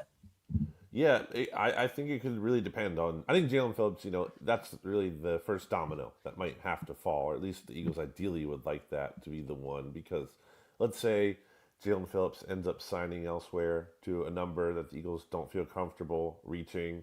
Well, maybe at that point, then you could bring back like Dallas Goedert and Reed Blankenship. But if you bring back Jalen Phillips, that's probably your one move. So it could really depend on, I think, Phillips and what he gets. I tend to think the Eagles are going to make, a good effort to try to bring him back. I think they want to do that, ideally, but also, again, aren't just going to hand him a blank check. There's certainly a walkaway number that they'll have for Jalen Phillips, but I do think that is the priority going into free agency. Certainly is more questions, I think, around the Eagles coming into this new league year than probably since, the 2022 offseason in between 21 and 22. There is more uncertainty, not only with the free agents, the in house guys, but having to fill some holes and also extensions. You got options coming up for Jalen Carter, Nolan Smith. You got potential extensions for Carter, for um, Jordan Davis. Certainly, Nolan Smith is probably going to have to wait. What is there too many moving parts for this to be just one of those special years that we saw in 2022 and 2024? There's certainly a lot to figure out. And the Eagles are in a position of privilege in the terms that when they've assembled so much talent on the roster that they have, you're not in that phase they were in like 2021 and 2022 where you're building it up and you get to like sign players and trade for players, and you have more money to spend. They're in a position where they've already spent so much money and they already have so much talent that you're in the stage of losing those kind of players. And that comes with the territory of the success that they've had. It's not fun to admit, but it's the cost of kind of doing business and being as successful as they've been here. So, I think it's kind of like they have probably one big splash in them, whether that's Jalen Phillips, whether that's a trade, we'll see, and maybe two if you want to count the A.J. Brown situation in there. But, a lot of it's probably going to be like of the ilk of last year where you signed Josh Uche and you're trying to, see if you have anything there, or these kind of lower level kind of deals that you're making. And look, I mean, I think that's where some of the best GMing like has to take place. Like when you have limited resources and you're trying to make the most of that and turn, find good complementary pieces to add to the roster that you have. It's going to be interesting to see what they end up doing here, Bill G. A lot left up in the air, Bill G. I was saying this. You tell me if you think I'm overstating it. If Dallas Goedert leaves, and if ultimately AJ gets traded, I don't think they're going to trade him, but I understand the complexity of it. If those guys both go, it's going to be hard for me, BLG, to think of this team as a legit Super Bowl contender. There's probably 5 or 6 every year that are legitimate, and I think the Eagles have been built well enough in the last 4 years to legitimately be in that conversation for 4 years, and obviously went to 2 of them. If those guys are gone and you're replacing them with rookies or lesser players, it's going to be hard for me to believe they're a Super Bowl contender. Do you think I'm overstating it, or how do you see it if those guys depart? Yeah, I definitely think it's hard to just assume year to year, that things stay the same. And I'm not saying the Eagles are, going to be like the Commanders last year, but sometimes things feel, and this kind of works both ways. Sometimes things like feel further than they are, for both good and bad, in terms of if you're in a hole sometimes in the NFL, it can feel like, oh, we're so far away from being competitors. And maybe not, because you make the right moves and success can happen a lot sooner. Obviously, just the other way. You can think, oh, we're there, going to be good, and then all of a sudden you're not, and you fall off a lot quicker than you thought. So, I think that always looms large there, just the volatility that we see in the NFL. I don't think you can just assume that just because the Eagles have been one of the most talented teams in the league over the past so many seasons here, that it's definitely going to be the case. Because for as much as they might make moves and everything, it's an arms race, and the other teams are making good moves too, and you can't just assume that all the other teams are going to stay in status there. So I think the Eagles, again, they have potential here to have a good offseason, make good moves that point them in the right direction, but it could go the other way because there's a lot of questions to answer. When we talk about adding personnel, BLG, we usually talk about free agency and the draft first, but there is the trade market. How active do you think Howie will be? And I'm not just talking about AJ leaving, but potentially acquiring guys. How active do you think he'll use that avenue in this offseason? Yeah, I think fairly active, and not just because he likes to make trades, as history tells us, but also because when we're talking about the lack of spending they're kind of able to do in free agency, and especially if they kind of want to play the comp pick formula game there and not sign so many players. And the way to get some cheaper players on rookie deals, is to make trades and to not have to lean into free agency there. So I do think there's going to be opportunities, and also just AJ Brown aside, some of these other players they have on their roster, there's opportunities to I think make moves with what they have, and also try to bring in some cheaper contributors through trade. BLG, a lot's going to change for the draft process next week with free agency. I'm going to hit you with your guys' question of the day you had yesterday. Can you see the Eagles drafting a tight end in the first round of the NFL draft?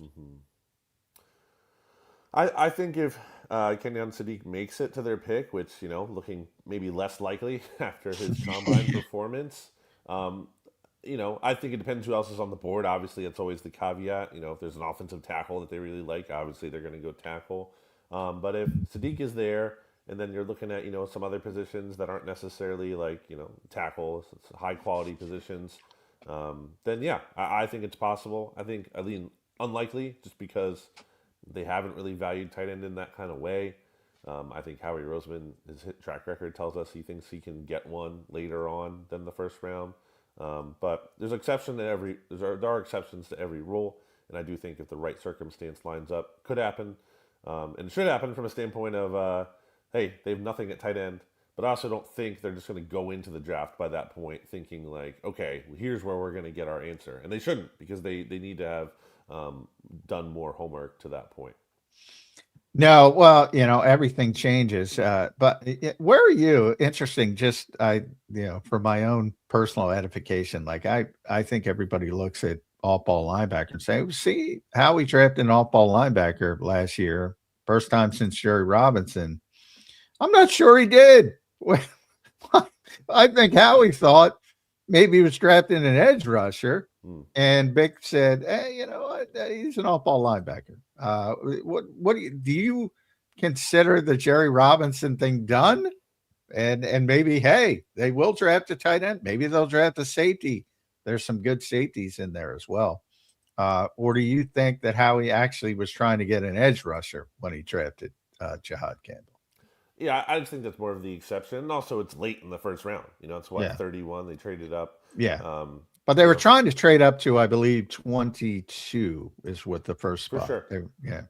Yeah, absolutely. So, that's something to consider. But, I mean, yeah, to me, that's just more of the anomaly, than the trend. And also kind of leaning into Vic Fangio, and as they should have, after that kind of year they had in 2024. I think Vic kind of earned the equity to, like, hey, kind of get his way a bit there.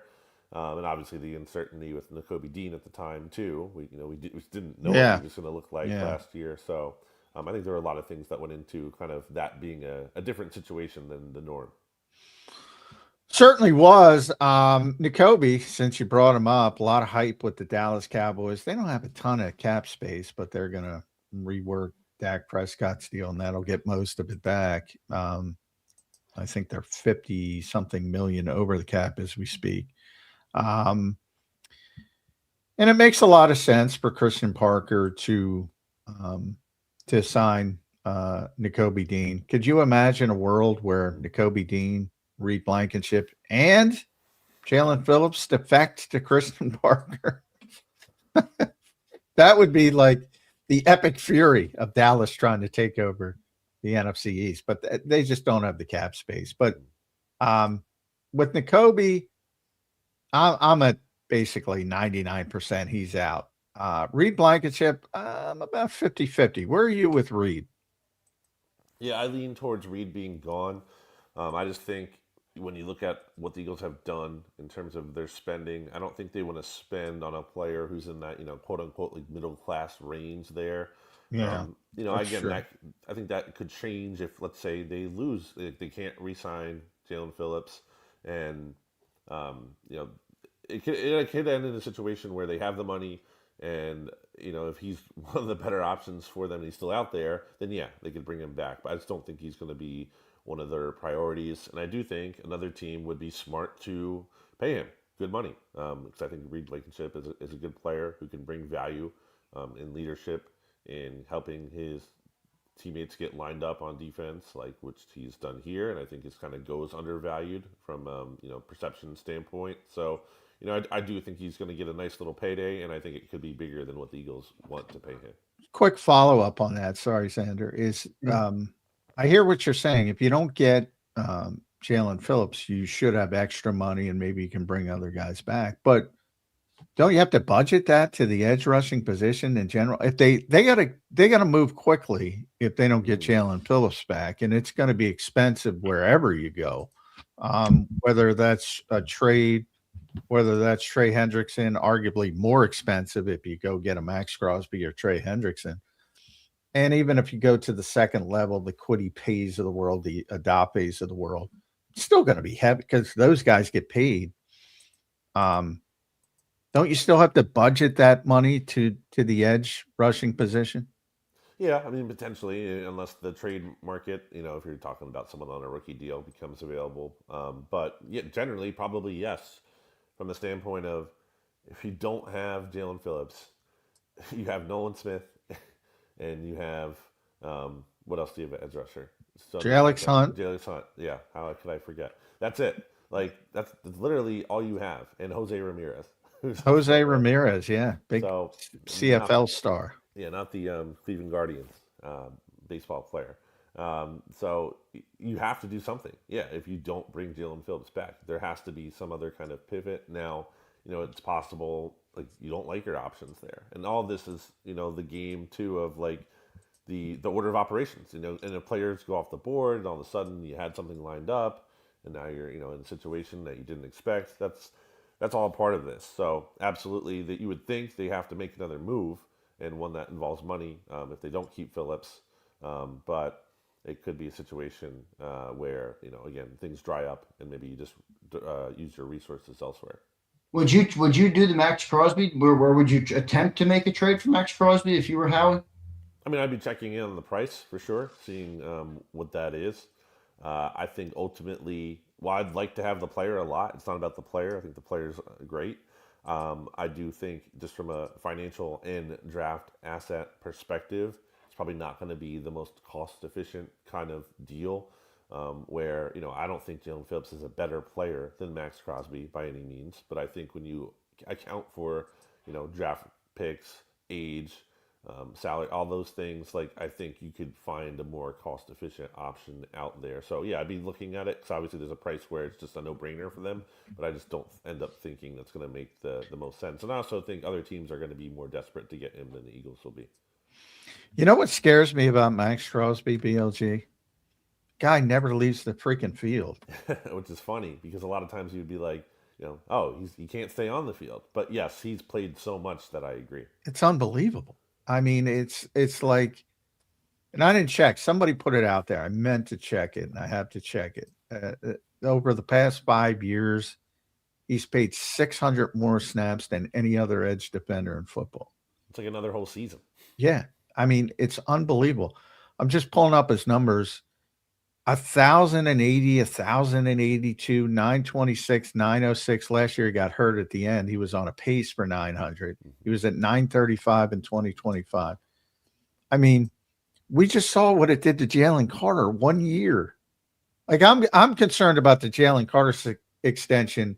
I'm going to wait on Jalen Carter because I'm going to see how healthy he is. Because the guy who showed up last year didn't look like a $30 million player before he got hurt. Then the guy in 2024 obviously did. Now, Max has shown no evidence that he's slowing down, but I just, that workload scares me. And people say, the Howard Eskin quote, go get a dog. I just got a dog. But man, that is a lot of football. That is a lot of football to never leave the field. I'd go in a different direction. If I don't get Jalen Phillips, I'm okay with the second level guys. Would you be okay with the second level guys? Yeah, depending, on the number and everything. But on Crosby too, like part of that, the medicals, that's one of the risks of free agency. Like you don't have the medical information necessarily that the team who is letting him walk or trading him does. So you always have to wonder about that. And as it relates to Jalen Carter, I might feel better, I guess, about his health if they do sign him to a deal, because maybe they do know Yeah. that he's good. But then again, they signed Cam to an extension, and I was the Exactly. same way. And I was like, "Oh, he must be fine." Right. And he Exactly. wasn't fine. Yeah, So, right. for sure, that doesn't mean they're definitely right about that. Yeah. Or aren't taking a big leap of faith for sure. But if you're gonna give them the benefit of the doubt, that's something you could think about. But yeah, I have the same question there. But to answer your question, yes, I do. I mean, you have to. Again, you kind of don't have a choice. Like, you can't just like not pay Jalen Phillips and sit out free agency and be like, oh, we're gonna draft an edge rusher. Like, that's not a real solution. Yeah. BLG, you think there's any other players out there that could be a trade potential for the Eagles in terms of going out of the organization? AJ Brown's the obvious one, but is there any names that are, you have your eye on that the Eagles could look to move this summer? Yeah, I think we're talking about like lower level guys, right? Like Sidney Brown. That feels like a guy who just Right. he doesn't fit here. Like, Vic Fangio doesn't want to play him clearly, and he hasn't played well. And obviously, you're not going to get a big haul for him, but could be worth kind of making a player for player trade, or even just trying to get a pick in 2027, next year's draft, because obviously the Eagles have a bunch of picks in this year's draft as well. I think lower level things like that could be in play. Obviously, Tanner McKee, we could talk about him too. I don't think the Eagles are like rushing to trade him for anything, and I wouldn't. Like, there's value in having Tanner McKee as the Eagles backup in 2026, and then if he has to walk, so be it. If you're only going to get like a 6th-round pick or whatever this year, but I think there would be an opportunity to get something for him, because I think teams are desperate at quarterback, and obviously we've heard McKee connected to the Jets, so I would be willing to move him for the right price for sure. The coaching staff is interesting, BLG, as it continues to grow. The Eagles still haven't named it officially. Jared Johnson, the latest to join. So you got 3 finalists for offensive coordinator, all on this staff. Maybe they're trying to get all 7. I think some of the other guys, Bobby Slowick got a job, so they can't get all 7. And we don't even know what role Jared Johnson's going to be in. Was a quarterback's coach, but you already named Parks Frazier the quarterback's coach. Presumably, they're not going to backtrack on that. You have Josh Grizzard as the passing game coordinator. You have Sean Mannion. So you can be a glasses half full guy and say, well, you got Sean Mannion a lot of help. Or you could be a glasses half empty guy of, well, did anybody else want these guys? What are you? Glass half full, glass half empty? It just feels a little weird to me. You don't really see teams do this. That doesn't mean it's bad. Obviously, you want to be innovative at times and zig when everyone else is zagging, or vice versa. But my initial impression is it just feels a little strange to like have all these guys be your finalists and like, oh, we'll just hire all of them. It almost is like you're not sure which one you really wanted. So you made one, you made your pick, but you're like, well, just in case, we have these other guys too. Gerard Johnson has drawn interest around the league before, so he could be a good candidate. I'm not going to rule that out. Grizzard, you look at the track record of the Bucs offensive coordinators. I think it's possible these are good coaches. And okay, we'll see. I also think my big concern is that what's the delineation of power here? Are the lines drawn clear, or is it kind of murky? And do people not necessarily stay in their lane? Like that's my big concern with the coaching staff.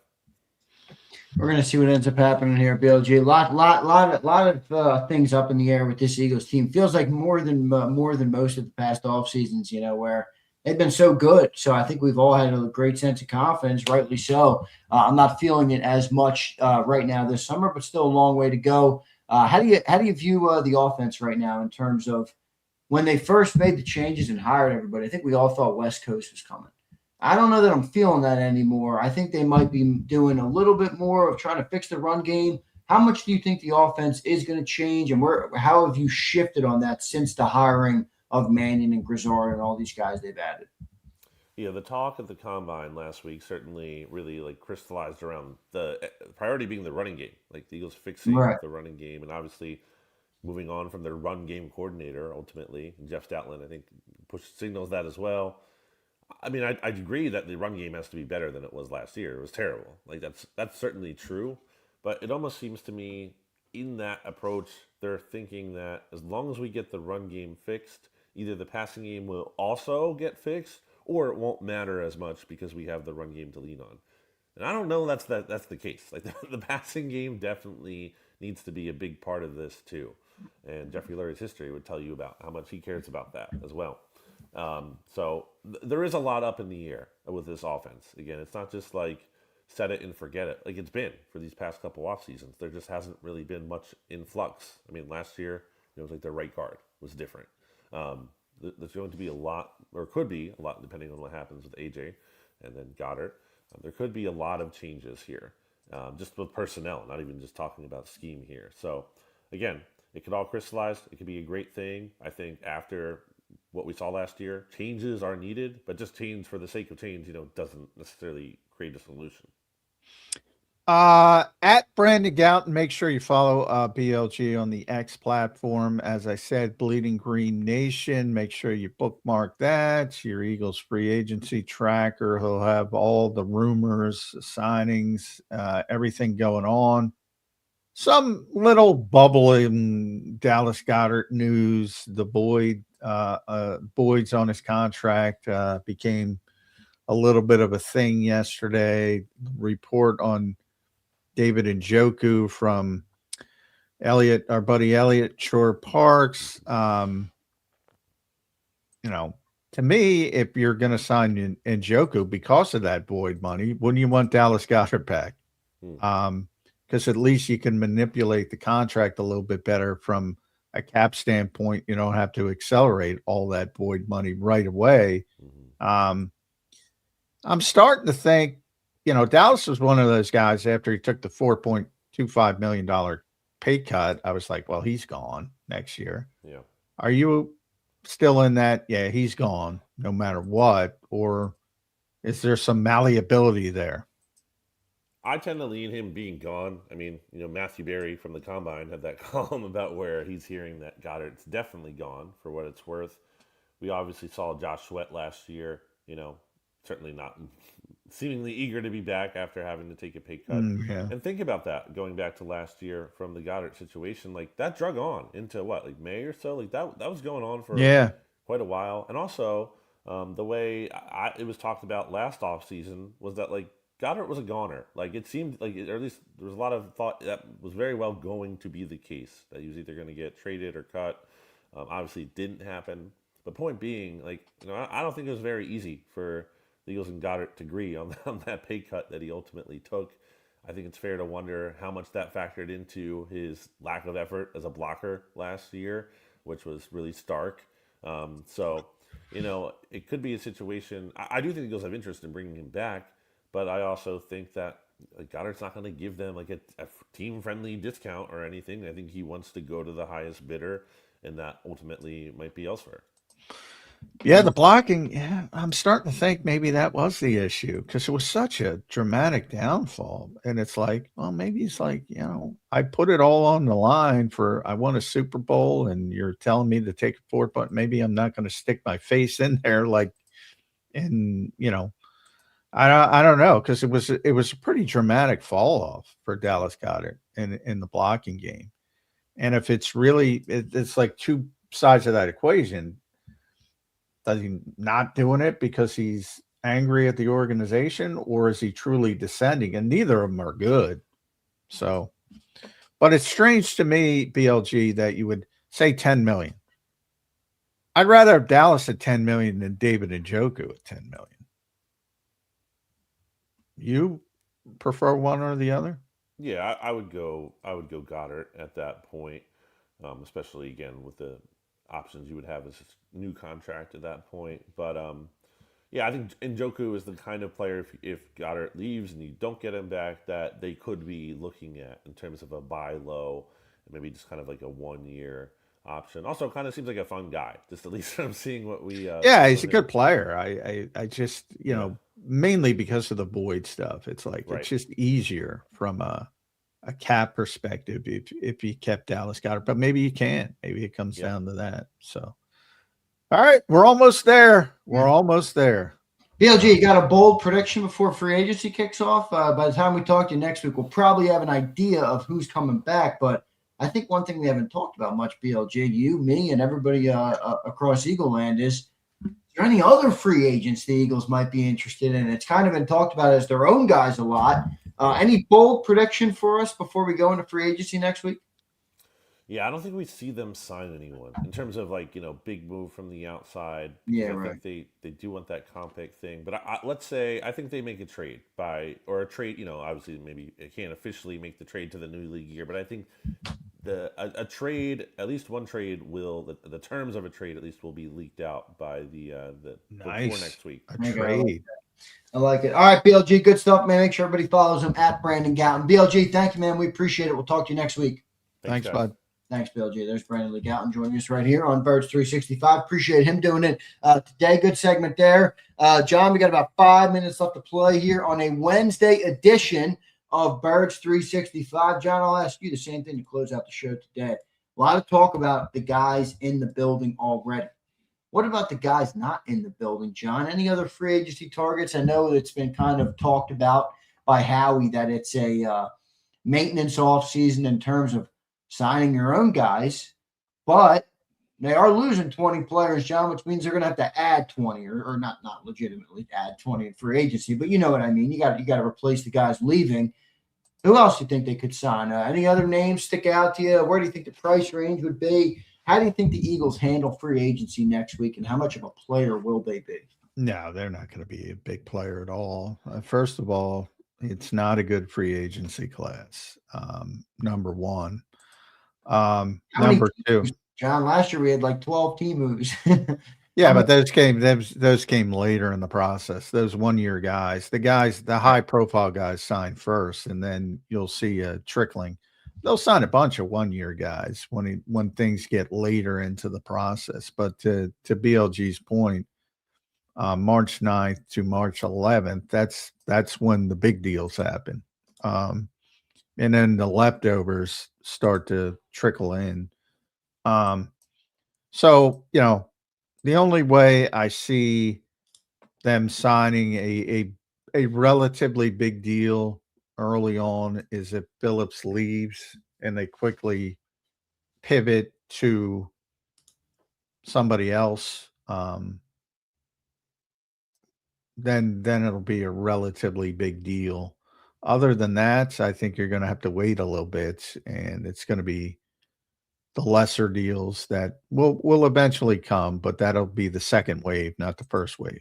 Yeah, we'll see what ends up happening with that, John. It's going to be interesting to see what goes on. But John, I'm feeling a sense of excitement. We've had a lot of potentially redundant conversations because of the time of the year. I mean, so I think we've gone about every way you can go with it, and we've looked at all aspects of every conversation that there is. But we're about to learn a lot more next week, John, and I think there's a sense of excitement here and just doing shows on it, Yeah, and it's going to clarify the draft a lot as well. Right. The coming weeks, as far as where you have to go and what's more likely. We're going to have Devin Jackson on tomorrow, another great draft guy. So we'll get heavier into the draft tomorrow. But yeah, free agency is clears up a lot of things, and the goal is to draft proof the roster so you don't feel the need to reach for anybody. And that's where those 1 year deals that will come in during the second wave and third wave of free agency, you're going to see some of them. And yet, they haven't signed a lot of middle class players as we've mentioned. That will probably continue. But even if you have a Reed Blankenship leaving, then all of a sudden maybe you do sign a safety who is going to make a little bit less than Reed, because you need somebody. You can't just go into a season with a Drew Makuba, very inexperienced, and another rookie. I don't think you want to go that way. So, maybe it's an Aloy Gilman, who's a player I like in Baltimore, a little bit older than they like, but you're talking about a 1-2 year deal type of situation. Geno Stone's a little bit younger. Maybe he'd be mid-range, 4 or 5 million guy, somewhere like that. So, that's the kind of situation that maybe you get a player like that, but not certainly what would be considered a splash by any stretch. All right, John. Now tell me what you think happens in this scenario. Monday comes, legal negotiating period kicks off at noon. At about 3:34 in the afternoon, it's leaked out that Jalen Phillips has come to terms with another team that's not the Eagles, and it's 4 years, $112 million. It's $28 million a year. All right, and the Eagles are not in that. What's next? Do they take the 20+ million that they planned on spending on Jalen Phillips, and do they look to spend it on somebody else? Do they pivot to the draft and use that cap that they were planning on allocating to Phillips elsewhere? What does it mean? Because then I think the edge rusher room is thin, but you also might have $20 million to spend that you maybe weren't planning or were planning on allocating to Phillips. What do you think happens in that scenario? Yeah, I've already reported that they have budgeted for that particular position. So I do think they're going to spend money at that position, whether it looks like a trade or, even more with Trey Hendrickson or the second level guys, which to me would be Kwity Paye but I haven't heard they like him as much. I think he's a pretty good player. Or,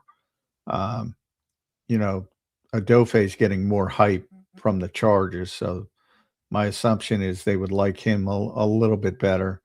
Bradley Chubb. I'm surprised you haven't mentioned Bradley Chubb that much. I think he was the name. Chubb to me is a little bit older. I think that's if you can't get anything else done, then I think he's in the equation. Right. He's probably a 1 year or 2 year guy at most. Yeah. So yeah, I'm not ruling him out, but I'm talking about it. I think you have a bunch of contingencies, and I don't know where their top contingency is. If it might be Max Crosby. I find it hard to believe they're going to give up what it would take, but maybe it is. Maybe it's Trey Hendrickson in a shorter term deal, but that's going to cost a lot of money. And maybe it is one of the younger guys, which I would think is the Eagles' route. But if they don't like either player, well, then maybe it is Bradley Chubb. So I just don't think he's the top contingency, but if you get down to it, you could do worse. But they've definitely budgeted money for that position, and they're not just going to rely on the 23rd pick in the draft. Yeah, at that particular, they value it too much, and would it be more likely to assume a trade there? Because you've talked about it.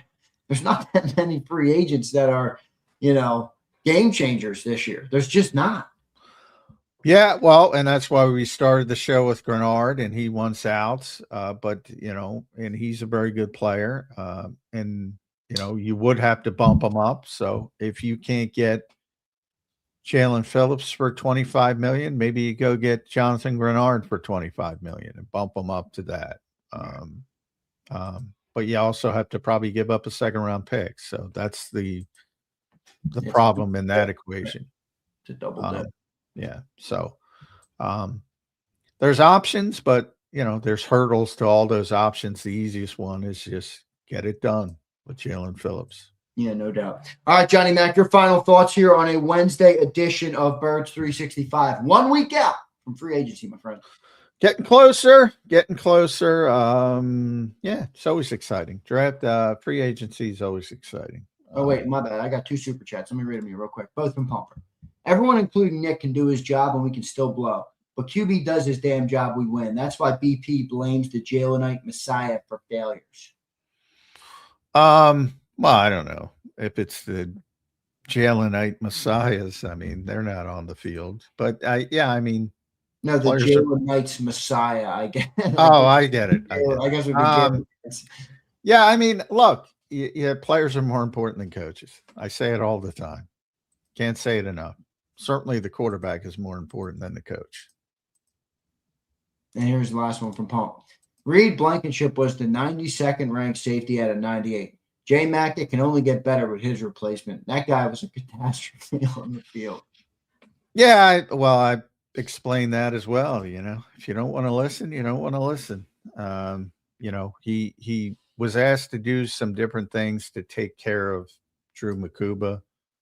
And if you look at his prior years, those numbers were very good.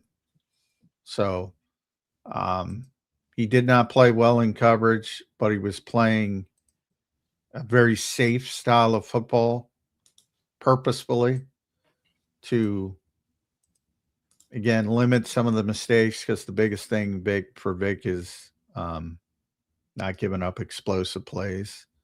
And he's on record talking about how valuable he is. And I think the rest of the league will see his value as well, as BLG said, you know, and Mike Gill as well, see the kind of deal Marcus Epps. So Reed was 9th out of 88, 18th out of 95, 29th out of 98. Then he fell off last year. He's got more good football on his resume than bad football. And if you ask Vic, he didn't think it was bad last year. We'll see what ends up happening. Johnny Mac, good show today, my friend. We will talk to you tomorrow on a Thursday edition of Birds 365. Thank you, brother. All right. Thanks, all. All right, thanks, John. There's Johnny Mac, John McMullen joining us here on Birds 365. Great show today. Appreciate both of our guests being here today, Mike Gill and Brandon Lee Gowan. I know BLG's mic was low. I don't know what happened with that. I was trying to fiddle with the settings.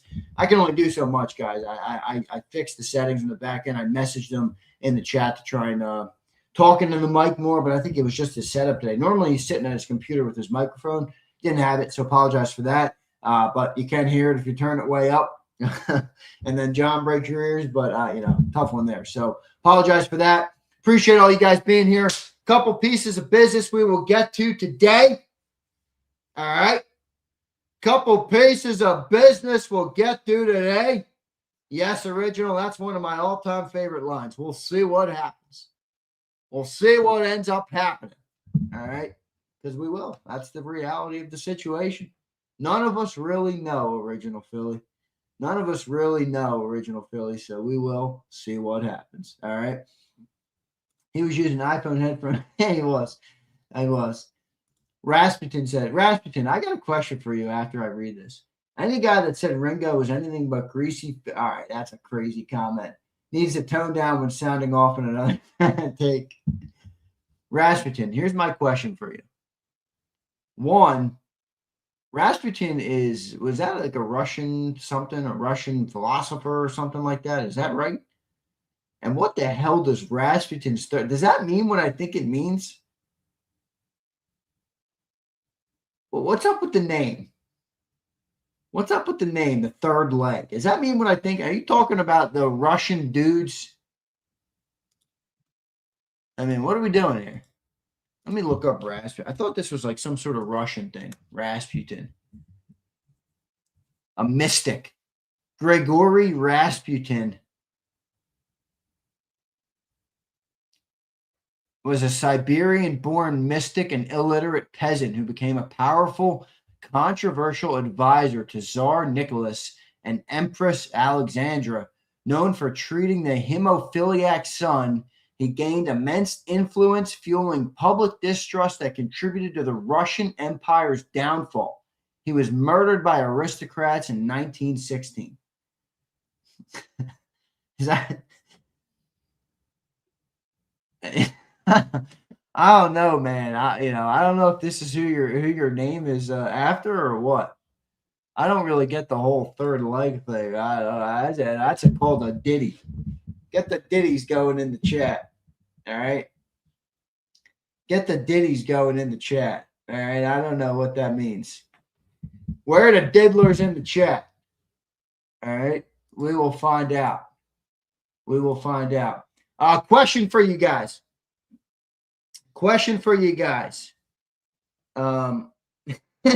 Fleming, I have no comment. Didn't look that far. Not going to look that far. Question for the great people of JAKIB Nation. Flex, you're here today. Good, which is good.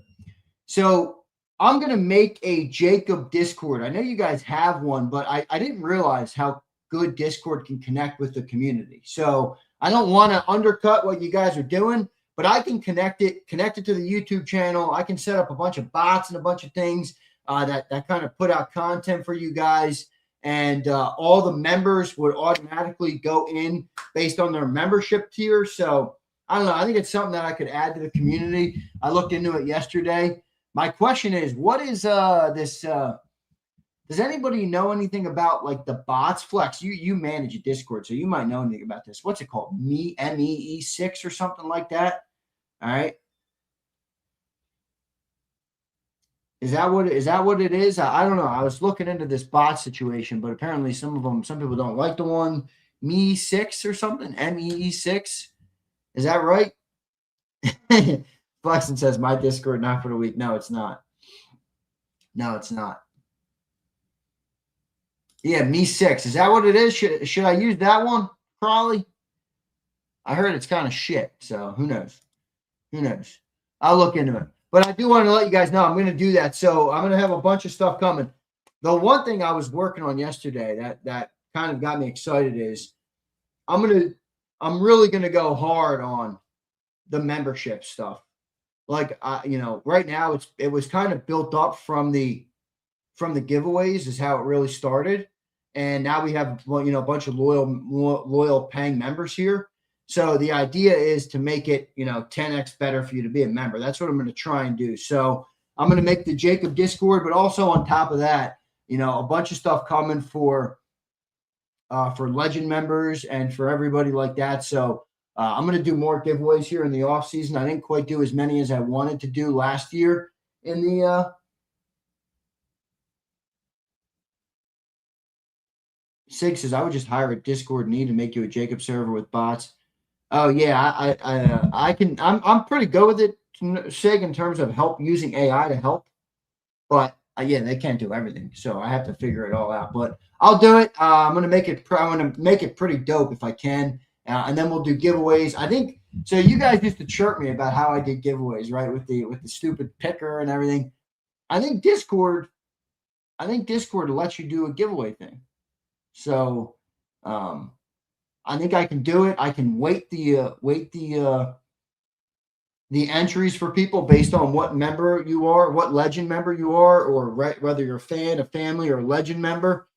So all these different things I'm working on. So we're gonna do that. Got a lot of fun, a lot of good things coming. I'm trying to really improve the channel this year and make it better to be here. So we talked about that a little bit yesterday. That's something I'm focused on this week and next week. So I'll let you guys know. If you guys want to email me, go ahead and email me, and I'll respond to your email that way. Now, other piece of business, I got to run. I have to make a drive today. Just get ready, guys. I'm going to be bouncing around a lot in the next 3.5 months, a lot, maybe even longer, because I'm getting married in June. I got the honeymoon in Italy. I'm going to Italy. I'm not going to Egypt and Jordan like Mike Gill did. I don't know about that. I'm not all that interested. Flex, my drive today includes Broad Street. Guess what I'm not doing? I'm going through the Northeast. I'm not going to Broad Street. I'd rather go Lincoln Drive. I'm going through the Northeast. I will do legitimately anything but drive on Broad Street. I am out on that. All right, so.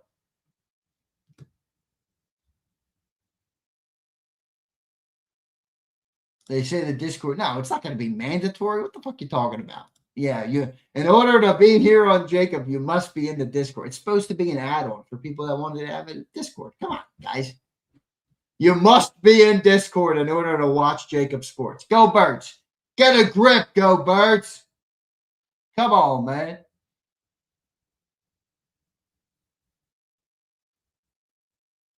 Now he's talking about, I don't know what the hell you guys are talking about. IDs will be mandated. Oh, for what?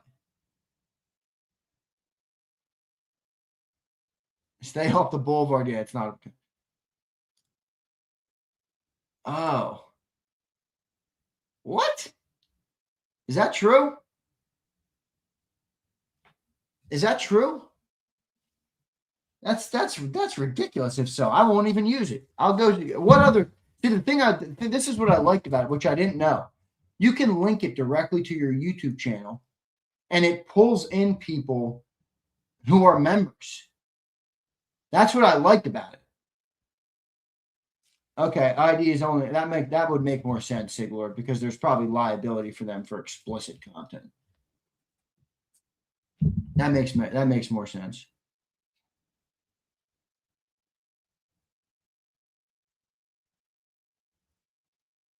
Italy sound Keith, I'm pretty pumped, dude. Italy, I'm going with Italy. You know, I'm going to Rome. I'm going to the Amalfi Coast. So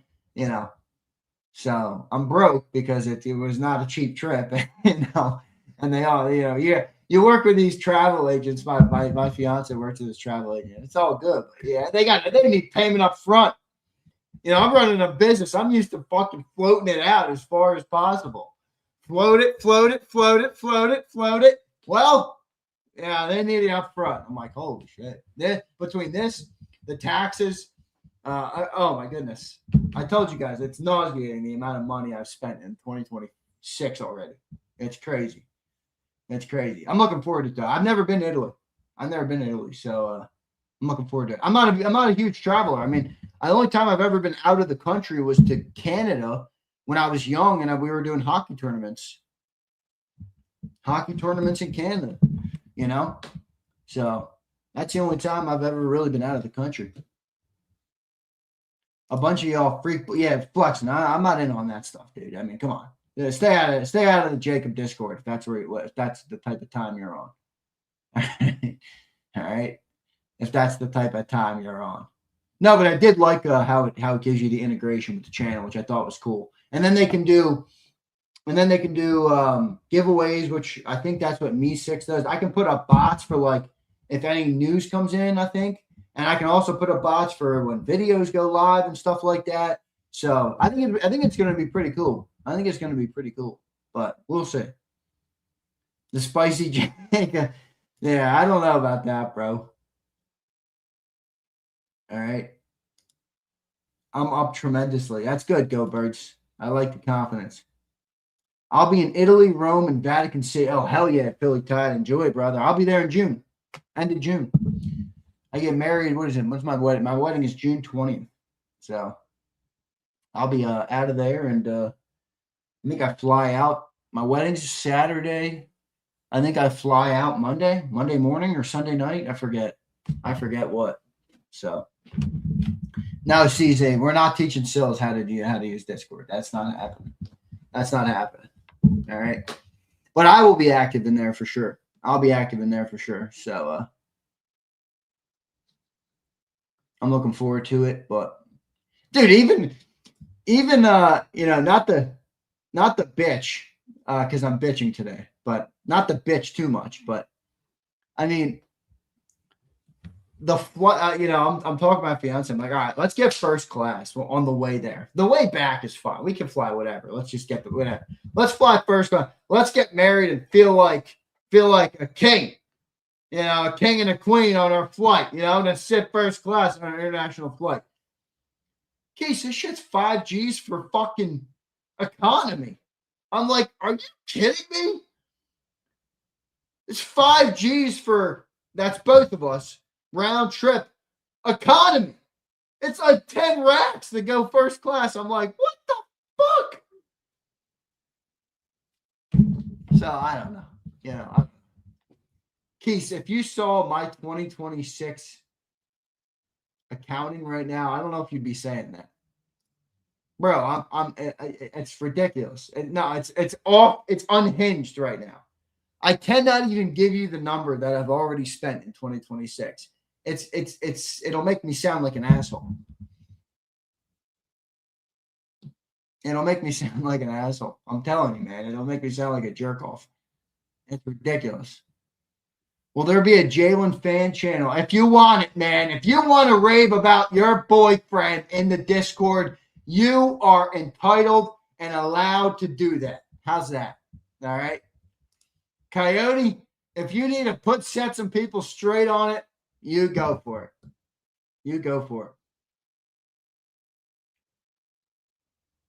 Stay closer to the States. No, the whole point is going out. Bowen 77 with the declining seats. Yeah, no, I'm not in on that.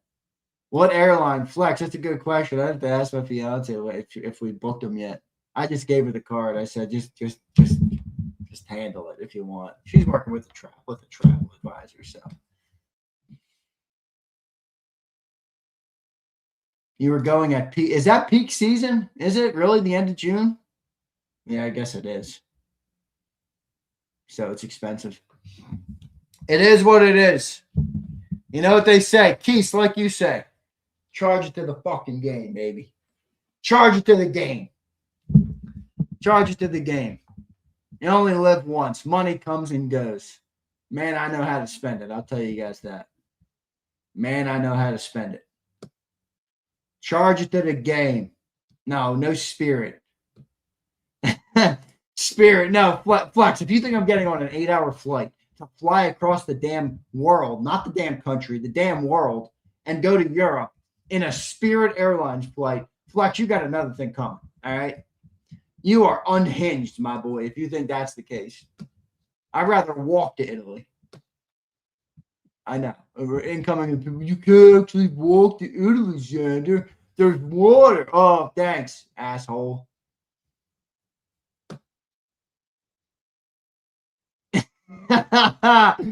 Keith, that was a good one. He says, you'll be a spirit if you fly with them up. You'll be a spirit is wild. Just see if M. Reyes can get Bob Lang to let you. Yeah, he might. M. Reyes is in with them, man. I hope they're paying Reyes. All right. Z taking the rowboat. Yeah, Reyes, it might work out, man. I could do that. It might work out. Go PJ. Yeah, I ain't that British. Not yet. I need more super chat. Chip season, you're not even a member and you're saying fly a PJ. You know, your $5 a month would help. Yeah, it's their seats, though, Sig Lord. It's like sitting on a piece of cardboard. All right? It's like sitting on a piece of cardboard. So pretty funny. Pretty funny. But all right, guys, appreciate all you guys. I got to run. I got some driving to do today. I'll be in a new location for the rest of the week. Unfortunately, I do not want to be, but I will be. It is what it is. It is what it is. What it is. I'm going to be all over the place in the next 4 months. All right, so much so that it gives me agita. All right, any Italians in here? It gives me agita. So.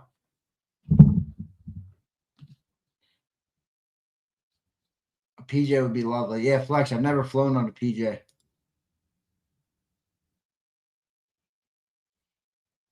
I've never Delta. See, Delta's elite. You know, my problem with Delta is though every Delta flight's got to stop in Atlanta. It's like, all right, dude, come on. No more tickets. PPA sucks. Yeah, that was $350. That could have went to my first class upgrade, flexing. Where it is, stupid. Look, I still got him right here in front of me. There's a tax doc. I don't want to see that. Yeah, look, here it is, stupid violations right here. I really should get a thing for my license plate. I know it's illegal, but I don't really care. I don't really care at this point. So. Rasputin, thanks, brother. See you, man. I've flown once on a private. Never been on a private. Never been on a private. I don't imagine I will. Well, maybe I will be. My brother might get there. My brother's making moves. I've been telling you guys about my brother. I'm not going to tell you the next update because we got to let it lay for a little bit, but he's close to going what I would call a catapult. All right. There's one thing you can get when you're a big public company or aspiring to be a public company. You raise a bunch of money, you know, and you're in it. There's one thing that can happen. There's one thing that can happen that catapults you to success. Does anybody know what that is? Does anybody know what that is? Crowley, he's going big, dude. My brother's a savage. Not credit. God bless him. Flex, he's a legend. He's a better person than he is businessman, and he's a damn good businessman. You know, it's funny. Yeah, Jason, I wanted to invest. I would recommend investing in my brother. All right, I would highly recommend that. No, it's not networking to Shea. No, that's not what I'm talking about. Somebody's got to get it. There you go, A-Team. There you go, A-Team. You want to blow up quick? Pick up a government contract. All right? So let's see what ends up happening. But love all you guys. Appreciate all you guys for doing it today. Hit that like button. I'll see you next time, everybody. EAGLES. Eagles.